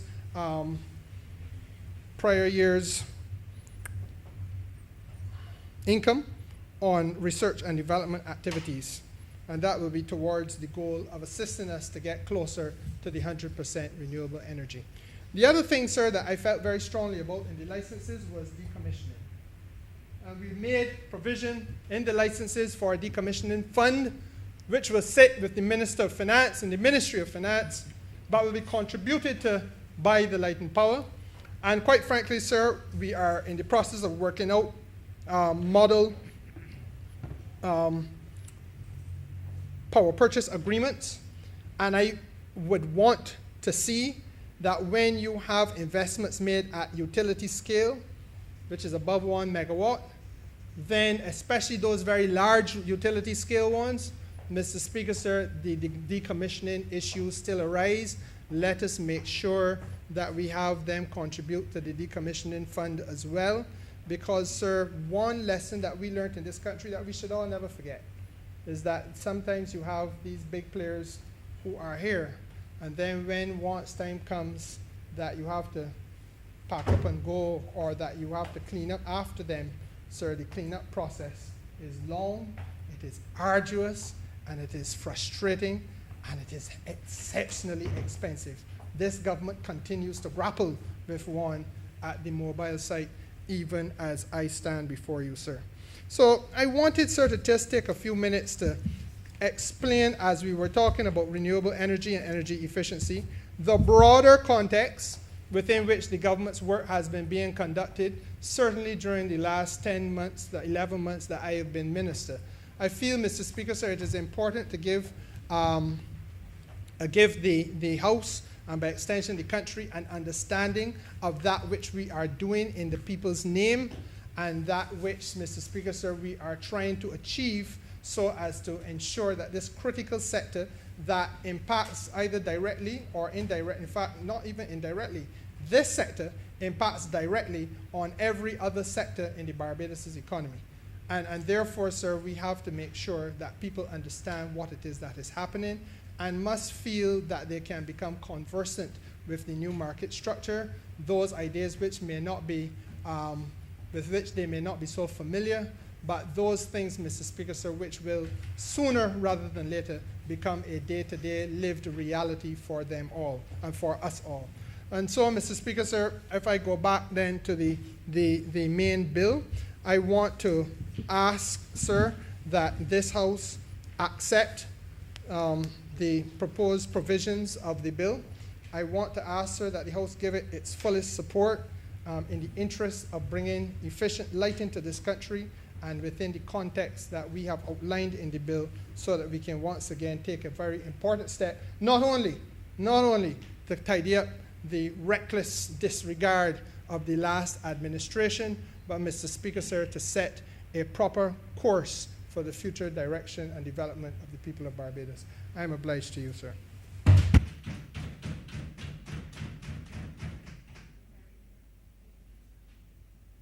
Beg to move that this bill be read a second time. Beg to second that, sir.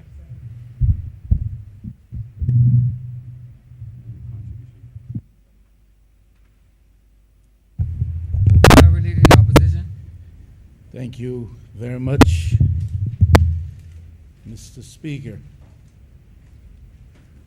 You know, free market is regarded by some as a blessing. Free market circumstance obtaining in a mixed economy such as ours is regarded by some as a blessing. Some, though, Mr. Speaker, experience it as a bane, because it does not work necessarily in their interest. And you have some of those ugly features that obtain in which we are all familiar. Monopoly, and the Honourable member who last spoke made reference to the existence of monopoly in Barbados with respect to energy. Then there's the practice of consolidation, which is often facilitated by some of the key institutions in the economy and of the country, sometimes even at the highest level of government. The practice of price gouging, to which we're often exposed, which of course capital interests always deny, always promise that that would not be their disposition. And when challenged that that is the reality that people are experiencing, they would deny this and seek to offer other explanations as to why we are seeing inflationary tendency in the prices in the market. So free market is both a blessing, depending on where you sit, and a bane, depending, of course, on where you sit. But market dynamics should not always be allowed to dictate terms in economies such as ours.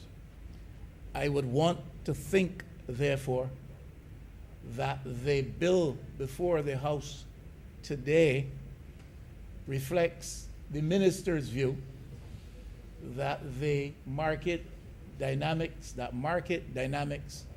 cannot always be allowed to be the singular influence operating in the economy. If he brings the bill out of that view of things, then I believe that he will find that there are those who will support the effort. If he's of the view that government in economies such as ours has a significant role with respect to creating the regulatory framework that influences what happens in the market in the interests of the majority, especially in the interests of consumers and in the face of existing monopolies with respect to different sectors, in this case, the energy sector. If the minister is saying, I've brought this bill here for the consideration of this House because I believe that government has a significant role with respect to the matter of creating the regulatory framework that will contribute significantly to what happens in the market, I believe that he will find support. I believe he's of this view, even though he let it slip from his lips, that in general terms, we are price takers. That may be true. But even that view reinforces the fact that in an economy such as ours, where largely we are consumers, that role of being the regulator in chief or chief entity responsible for creating the regulatory framework that helps us to absorb some of the pressure that we feel as consumers in the economy. If he's there, I believe he will find that there are people who are there with him. Government is a regulator in chief, and we are price takers largely, but the government as an entity has a significant responsibility, especially the government with this majority, this mandate of being price shapers as well. It cannot always be left to market forces singularly. There are energy savings to be derived. The Honourable member did some mathematical gymnastics when he spoke in seeking to lay an assault against the former administration, and if that is what he chooses to do, well, that then is his business. I'm not getting into that bit of it. But in attempting to lay an assault against the former administration, he did some gymnastics with respect to his mathematical calculations in an effort to reinforce his point. I will not join him with the gymnastics, but the point is taken that if we go down the route that the bill before us suggests that we should, then it will redound to the benefit of all of us as individuals. It will be redound to the benefit of businesses. It will redound to the benefit of economy in terms of the level of cost savings which will be affected. Energy costs in Barbados, I think, still are among the highest in the region. And that perhaps is not only because of the monopoly situation which has existed, but for several other reasons. We find ourselves being subject to paying some of the highest costs with reference to energy in the region. And the Honourable Minister, that also suggests that electricity generation accounts for about half, 50% of our import bill with respect to fossil fuels. Therefore, there's an abundant responsibility upon the government of the day to seek to address the high costs of energy in Barbados and to move us to a place where energy costs are significantly reduced because of its impact upon the pockets of the consuming public, because of its impact upon businesses, and then the ripple effect across the business environment. And that has to do with the ability to provide for jobs and the cost, of course, attaching to products, etc., etc., etc. Energy savings, therefore, significant importance to the Barbados economy.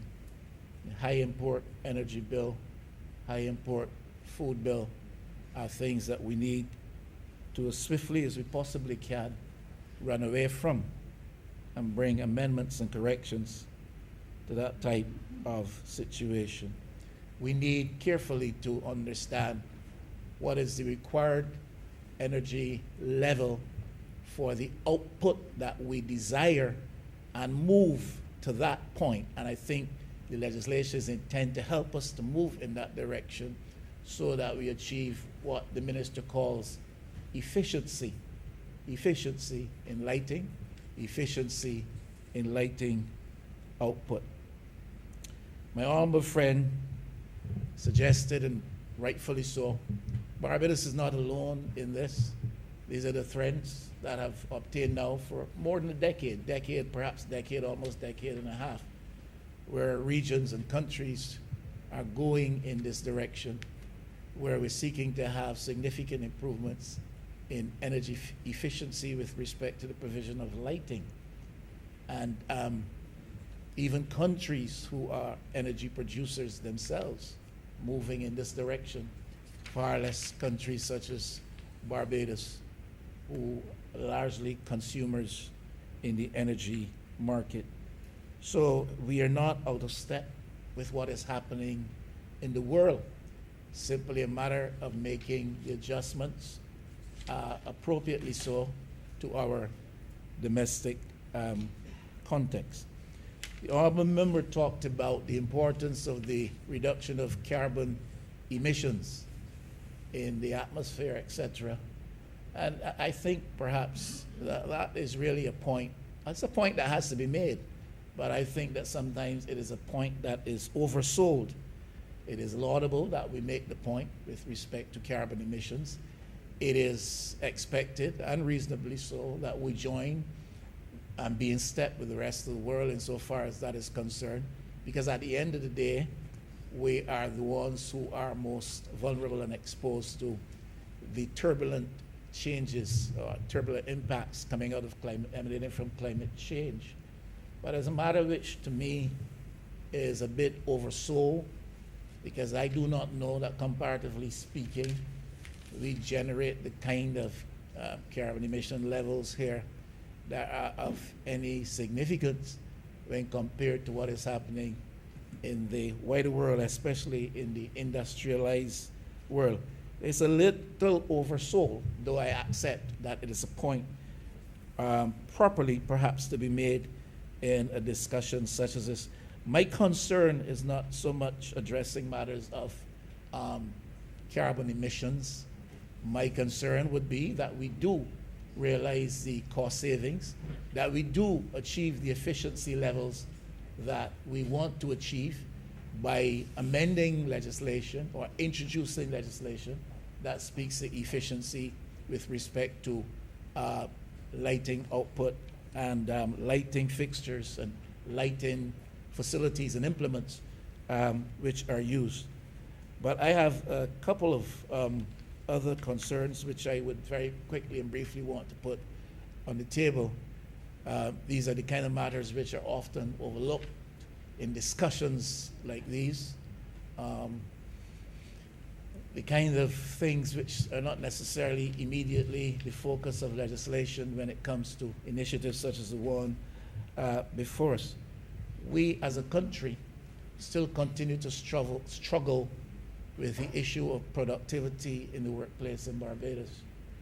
And I wonder the extent to which we have considered as to how lighting impacts, inefficient lighting impacts productivity in the workplace. Normally when we talk about productivity in the workplace, we look to blame workers, we look to worker attitudes and all of that, and some of that should perhaps rightly become the focus of attention. But there are other issues that we should consider when it comes to the matter of productivity in the workplace. Scientifically, it has been proven that a rate of productivity is significantly influenced and impacted by lighting efficiency and lighting capacity and lighting context. Just like that, just like many other things, I should say, rather than any other thing, many other things. You look around this Parliament, Mr. Speaker, these chairs in your house, your honorable house, Mr. Speaker, really belong to an era far behind us. These chairs are not the most, ergonomically suited for the work that you do in your house, Mr. Speaker. And I do not know why in 2021 we are sitting down in these chairs that cause tremendous strain of pressure on your back. I'm using a cushion, Mr. Speaker. I know there are one or two others here who are using cushions. These chairs ought to be out of this place. You need to clear your house of these chairs, if I may humbly suggest. And no, put Bajans out of work. We want to put the people's representatives in a better position to be more productive in what they do and to be more willing to sit in their seats and occupy their elected spaces when meeting time comes. We're not looking to put Bajans out of work. But, Mr. Speaker, these chairs are not particularly, in my view, humbly suited for what we do. There are other things, but the subject is lighting capacity today. Across the Barbadian market, the labor market, across the business environment in Barbados, to what extent is poor lighting contributing to diminished levels of productivity or undesirably low levels of productivity in the workplace? The public service, the largest employer perhaps still in Barbados. One isn't too sure these days. But to what extent is poor lighting quality impacting upon the capacity of public servants to do their job and to do it at the most productive rate? As I said, and it can be researched, Mr. Speaker, scientifically it has been established that inefficient lighting reduces productivity in the workplace. And any country faced with that problem of productivity in the workplace ought to be looking, in addition to other things, at the matter of lighting in the workplace. It is also very clearly established by the science, and the Minister of Education, Honourable friend out of Southeastern Michael, would want perhaps to have some attention put to that. To what extent is it affecting the learning capacity of our young people? And one may say, well, you're at school during the day, and no need perhaps for the type of lighting capacity or quality that you're talking about. I don't know that that is true. But even if that is true, you do a lot of studying at home, and especially in poor homes in Barbados.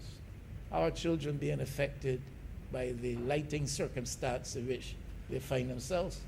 The Honourable Member of St. James Central made the point that when we get into the business of ensuring that more efficient lighting becomes the norm in Barbados, and houses operating at a certain economic level are faced with a challenge, then of course government will see it as its responsibility to try to respond to that challenge and help them.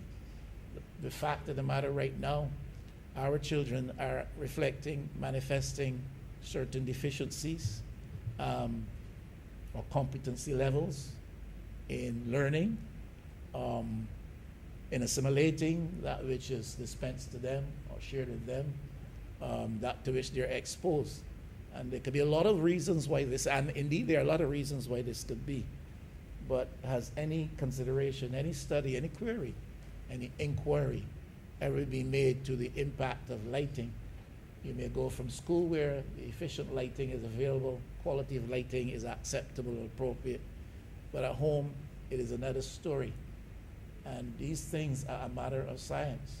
They're not a matter of imagination. We're not talking about some television reality, so to speak. We're talking about life in the real world. And our children are their capacity to concentrate, the level of alertness, and the ability to assimilate that which is shared with them, especially in poor homes. I come from a vintage to which the Honourable Member of St. Michael Southeast would not be familiar. She would not have been exposed to this. But I did a lot of my studying by kerosene lamp. There's some folks among us who may not even know what a kerosene lamp is. But I did a lot of my studying by kerosene lamp. And I'm sure you did too, Mr. Speaker. And I may not be the best of examples to use as a product of that environment, but you certainly stand out. And people can see that even when you study in those situations, if you have the will and the capacity, you can make it as you did. But there are a lot of people who today, I believe, are challenged in their home situation, their away from school situation, perhaps with respect to the lighting, to which they must subject themselves as they seek to learn, and maybe even in the school environment. So I simply put that there for what it is worth. And to add to the debate and the discussion today, I don't know that there's a lot to argue about. We perhaps will have another day where we could talk about the deconstruction of the monopoly existing around provision of energy in Barbados, light and power, as the minister introduced it today. I wasn't totally happy the way he introduced it. I think the country needs to hear more, and more so fully. They will on that matter. I didn't like the way it was incidentally introduced today, because it is really a massive and major thing. And I heard the Honourable Minister talk about all of the concessions to which BLMP, obligations then, to which BLMP will find itself exposed and liable, helping with skills development and training, providing lighting in a social way to far out places. I've always heard about Lonesome Hill. I don't know where it is.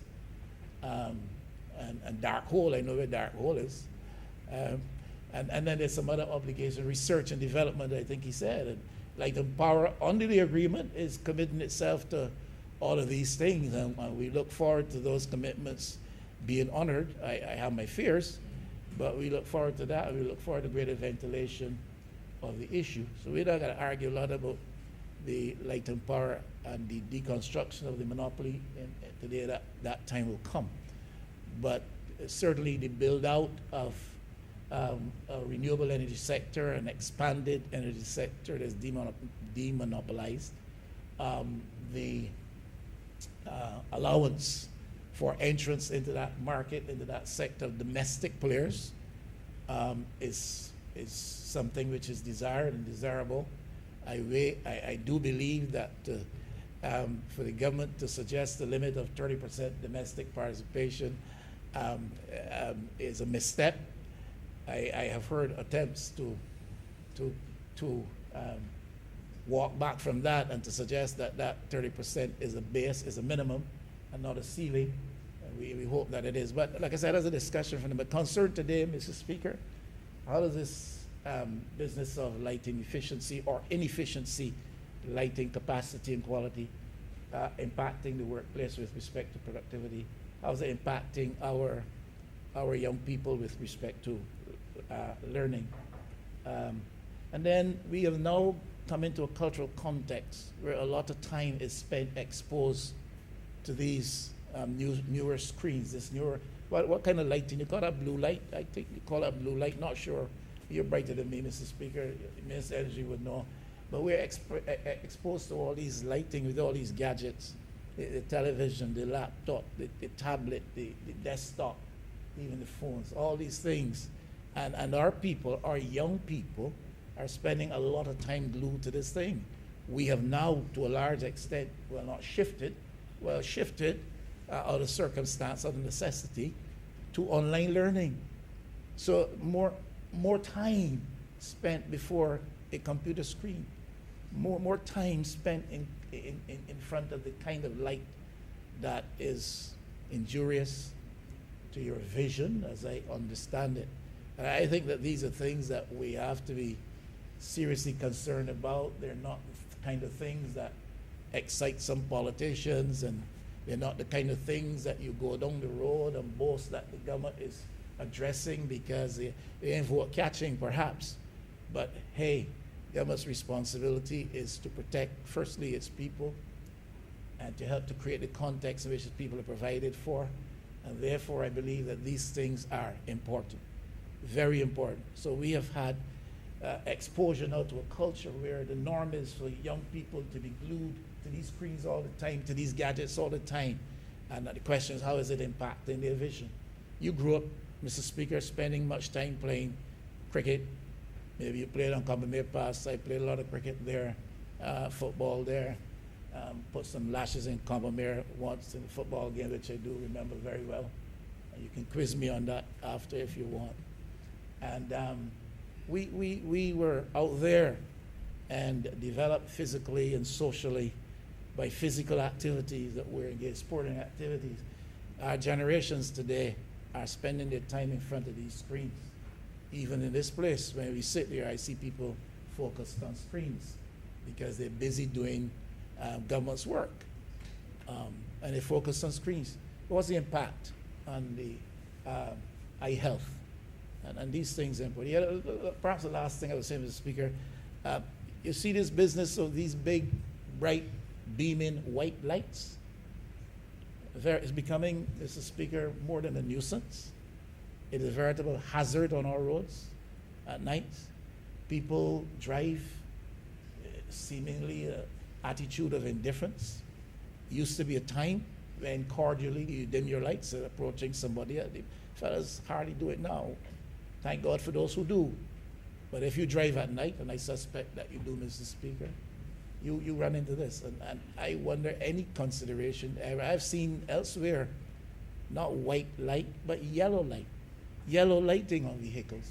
And I encourage the Minister of Energy, if that is a responsibility, or the Minister of Transport, if that is his responsibility, to seriously look at this matter.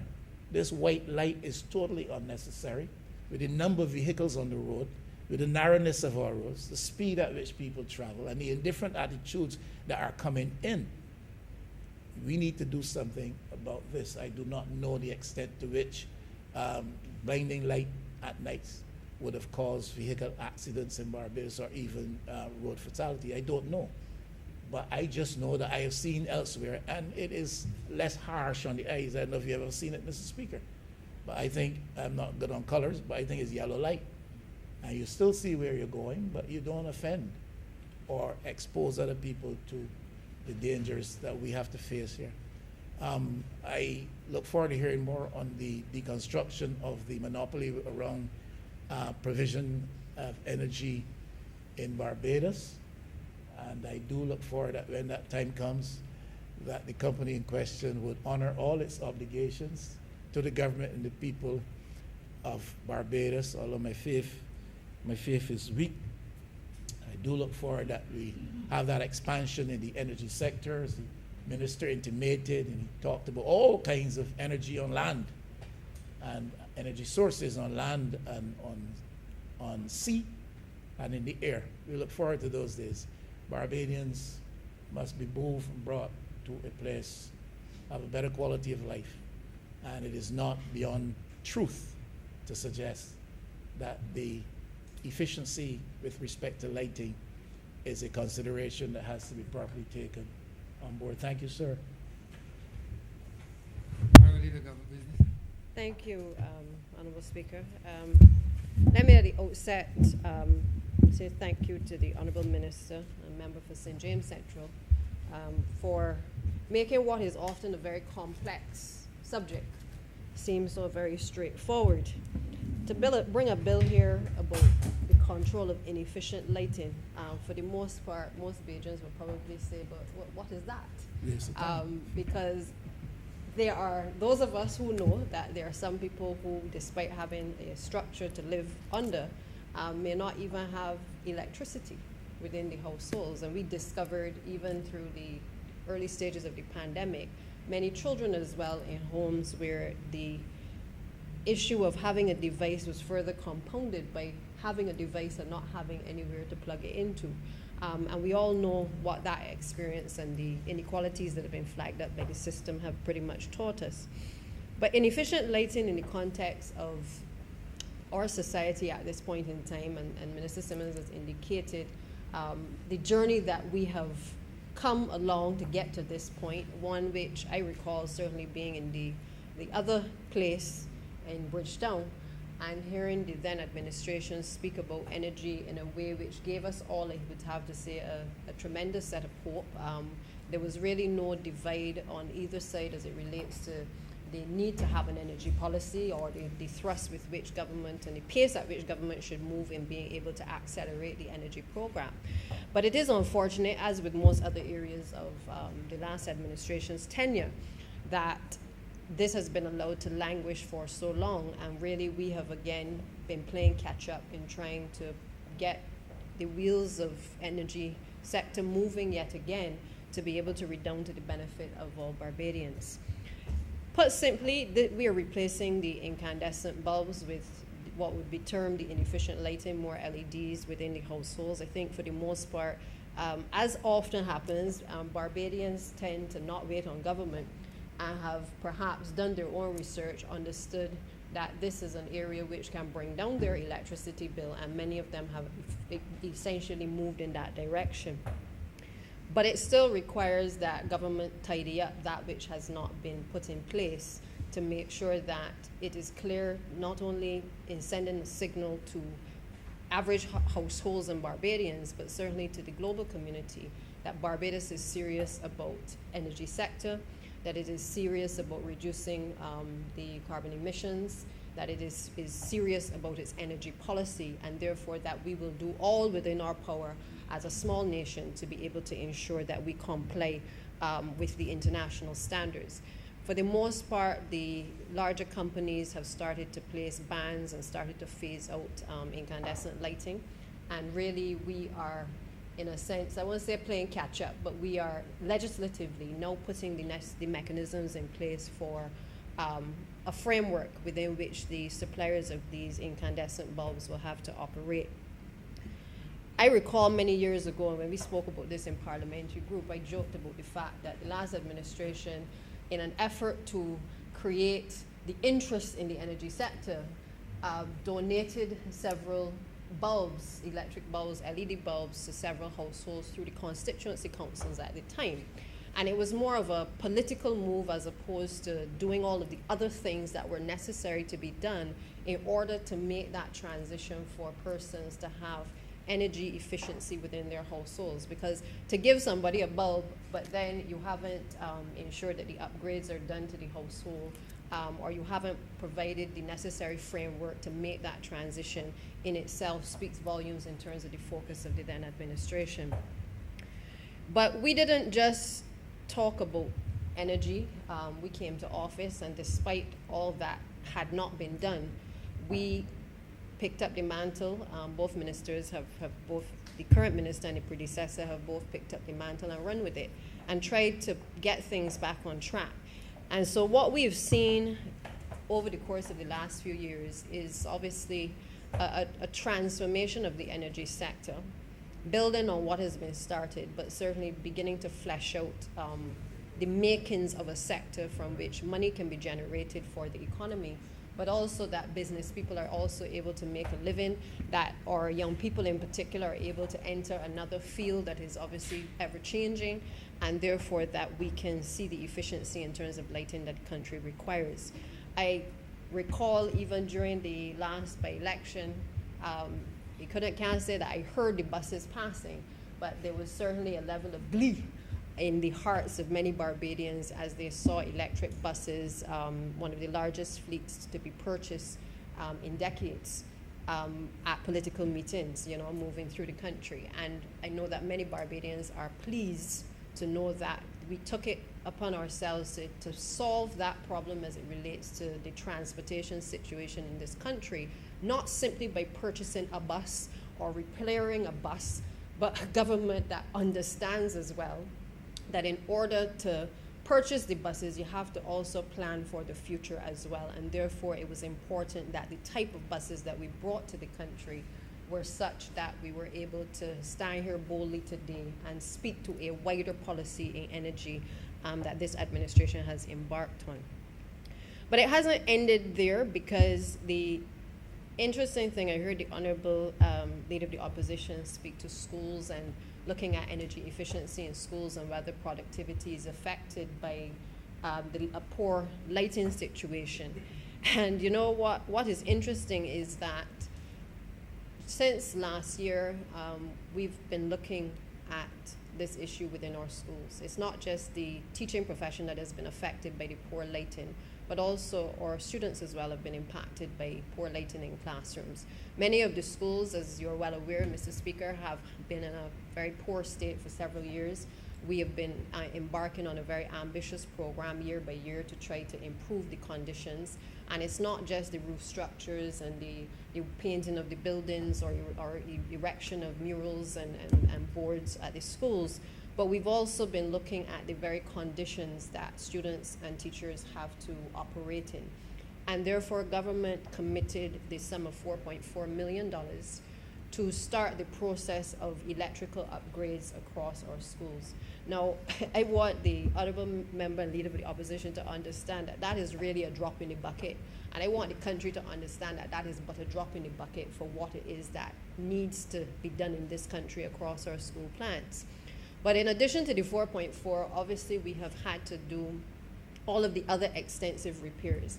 And we get it that we cannot put ourselves in a position where we try to patch a number of the schools, especially in relation to electricity. We're going to obviously have to look at the worst schools, the worst school plants in terms of electrical issues, and start to work on those. And as we get additional funds, be able to put the next set of schools into that lot and ensure that we're able to address the problems of electricity and certainly energy efficiency across our schools.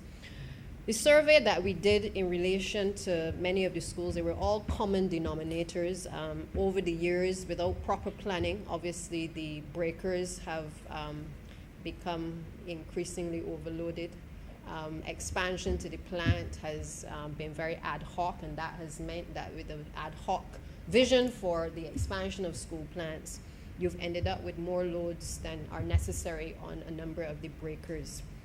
We also witnessed the fact that in many of the classrooms, and in particular, I remember visiting St. George Primary, which had been very neglected for several years, and noticing that, again, once the classroom windows are closed, that students and teachers would have extreme difficulty in being able to focus in the classroom.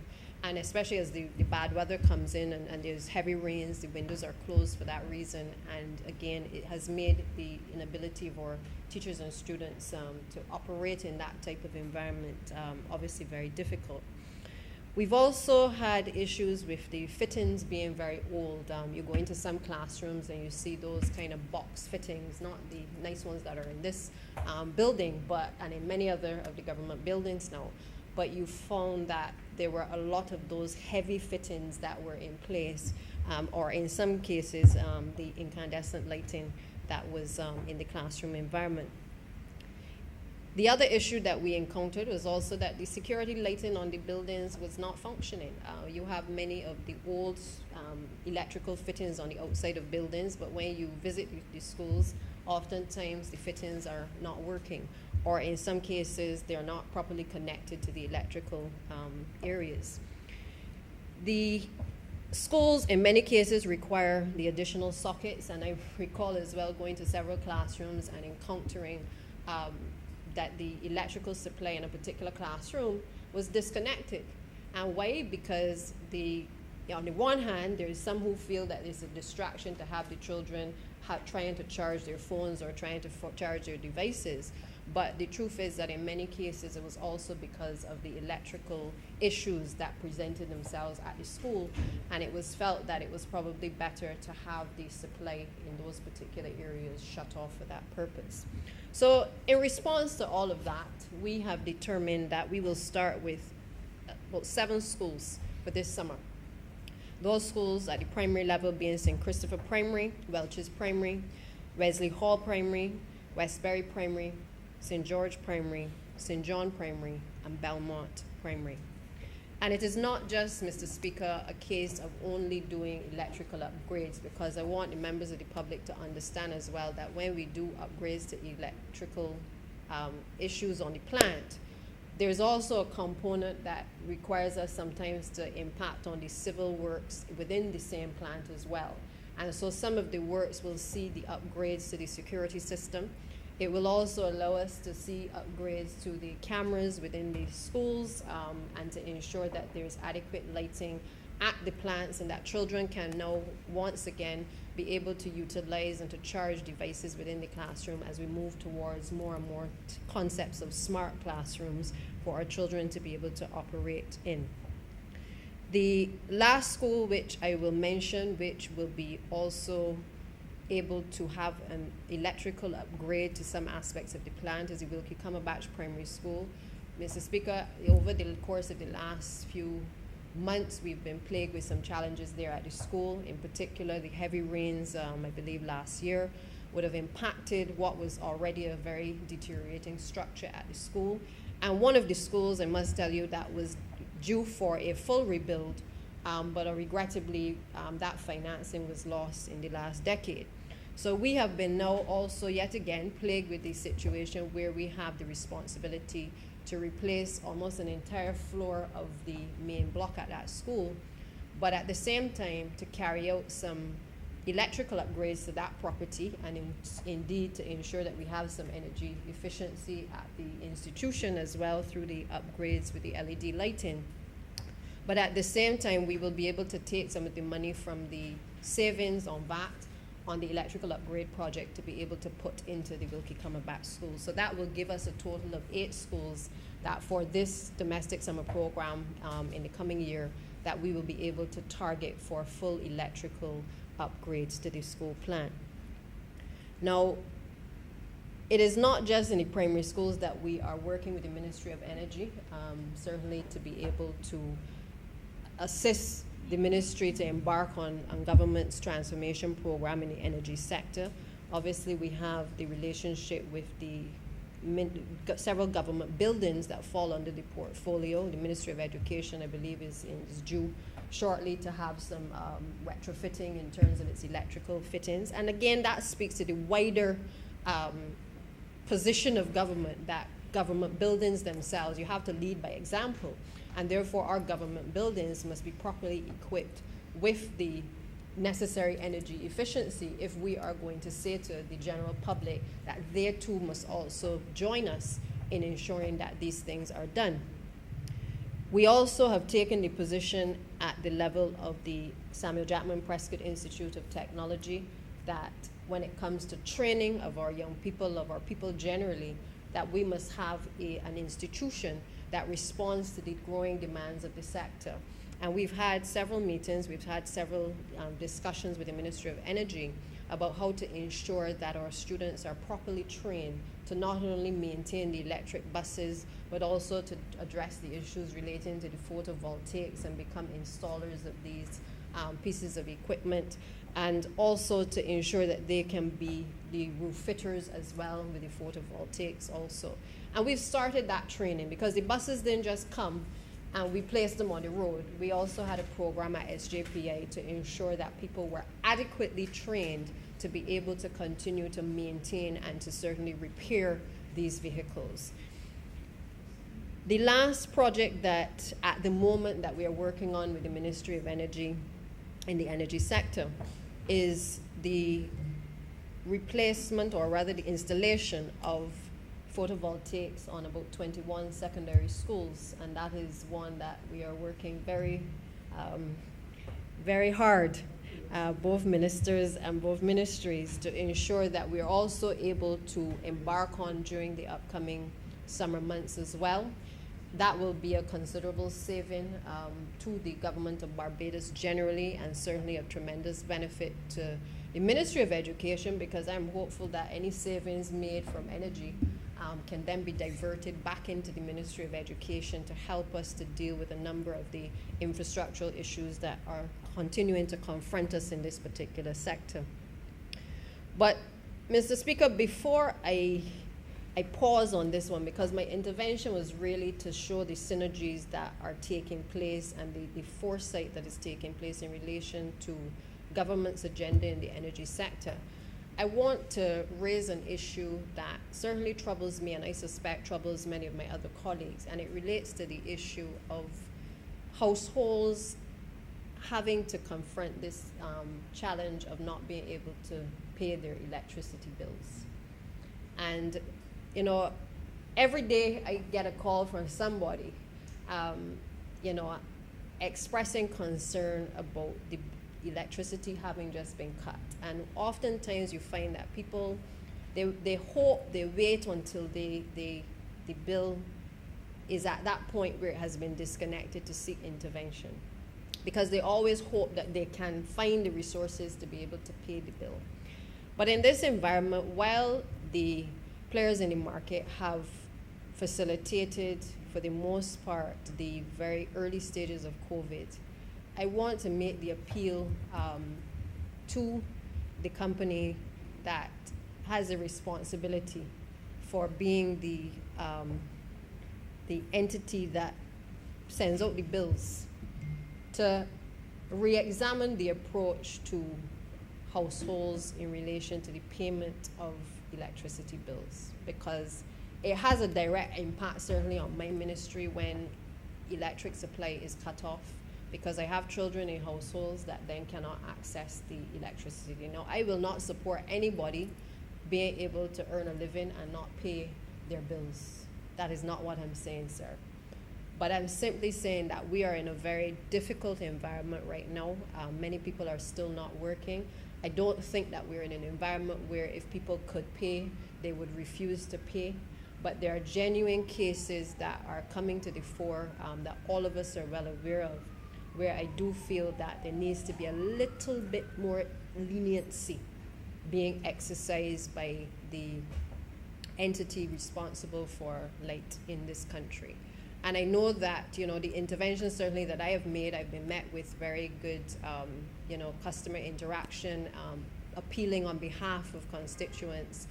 But I do want to make the wider appeal, because it really does concern me when I hear parents calling and saying that, you know, they don't know what they're going to do next week because Light and Power may have cut off their electric supply on a Friday afternoon, and the children have work to do on the weekend, or they're not going to be able to do online school because they are not able to get online. So while I know that attempts are being made to get people to call in and to make arrangements to pay, I'm simply saying both to the supplier and certainly to the persons being supplied with electricity that it works both ways. You have to be understanding about the current circumstances, but equally, if you are in a position to pay, don't wait till the bill gets cut off. Pay something towards the bill and make a case that you need a little bit more time. But it is unreasonable sometimes for people to have to, have a bill of $1,000 and then be told that they got to pay $950 in order to turn it back on. It simply is not going to work. And it is really creating some serious problems for us in education. And I just wanted to raise it, sir, because I know that there are many who have ears and will listen. And there are those of us who may be able to assist with a $200 or $300 here and there to get a connection put back on. But when you have as many constituents as I do, who all may be calling, asking for the assistance, sir, it is difficult. And all of us, I'm sure, sir, you face the same thing as well. As I said, it will not be like this forever. And those who have perhaps benefited over the years from being able to have the payments being made, I would ask and implore you to be in a position to exercise a greater degree of leniency on the people of this country at this point in time. So, sir, I want to support this particular bill. Thank the minister for being able to bring it today. Again, the timing is perhaps perfect because we are kind of at that point now where all of the ministries are gearing up and rethinking and relooking how we address the energy sector and looking at the synergies that can be made, certainly with the Honourable Minister's ministry. And therefore, we are on the ball in terms of trying to pull the entire framework together to ensure that we not only address the issues locally in terms of energy efficiency, but certainly that we send a message globally as well that Barbados is compliant with the international standards and is certainly interested in ensuring that we bring down our fuel costs, that we're able to make this country more energy efficient. And with those few words, Mr. Speaker, I'm obliged.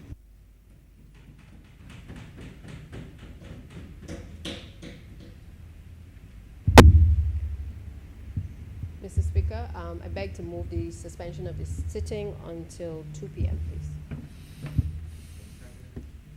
The question is that this honorable chair will be suspended until 2 p.m.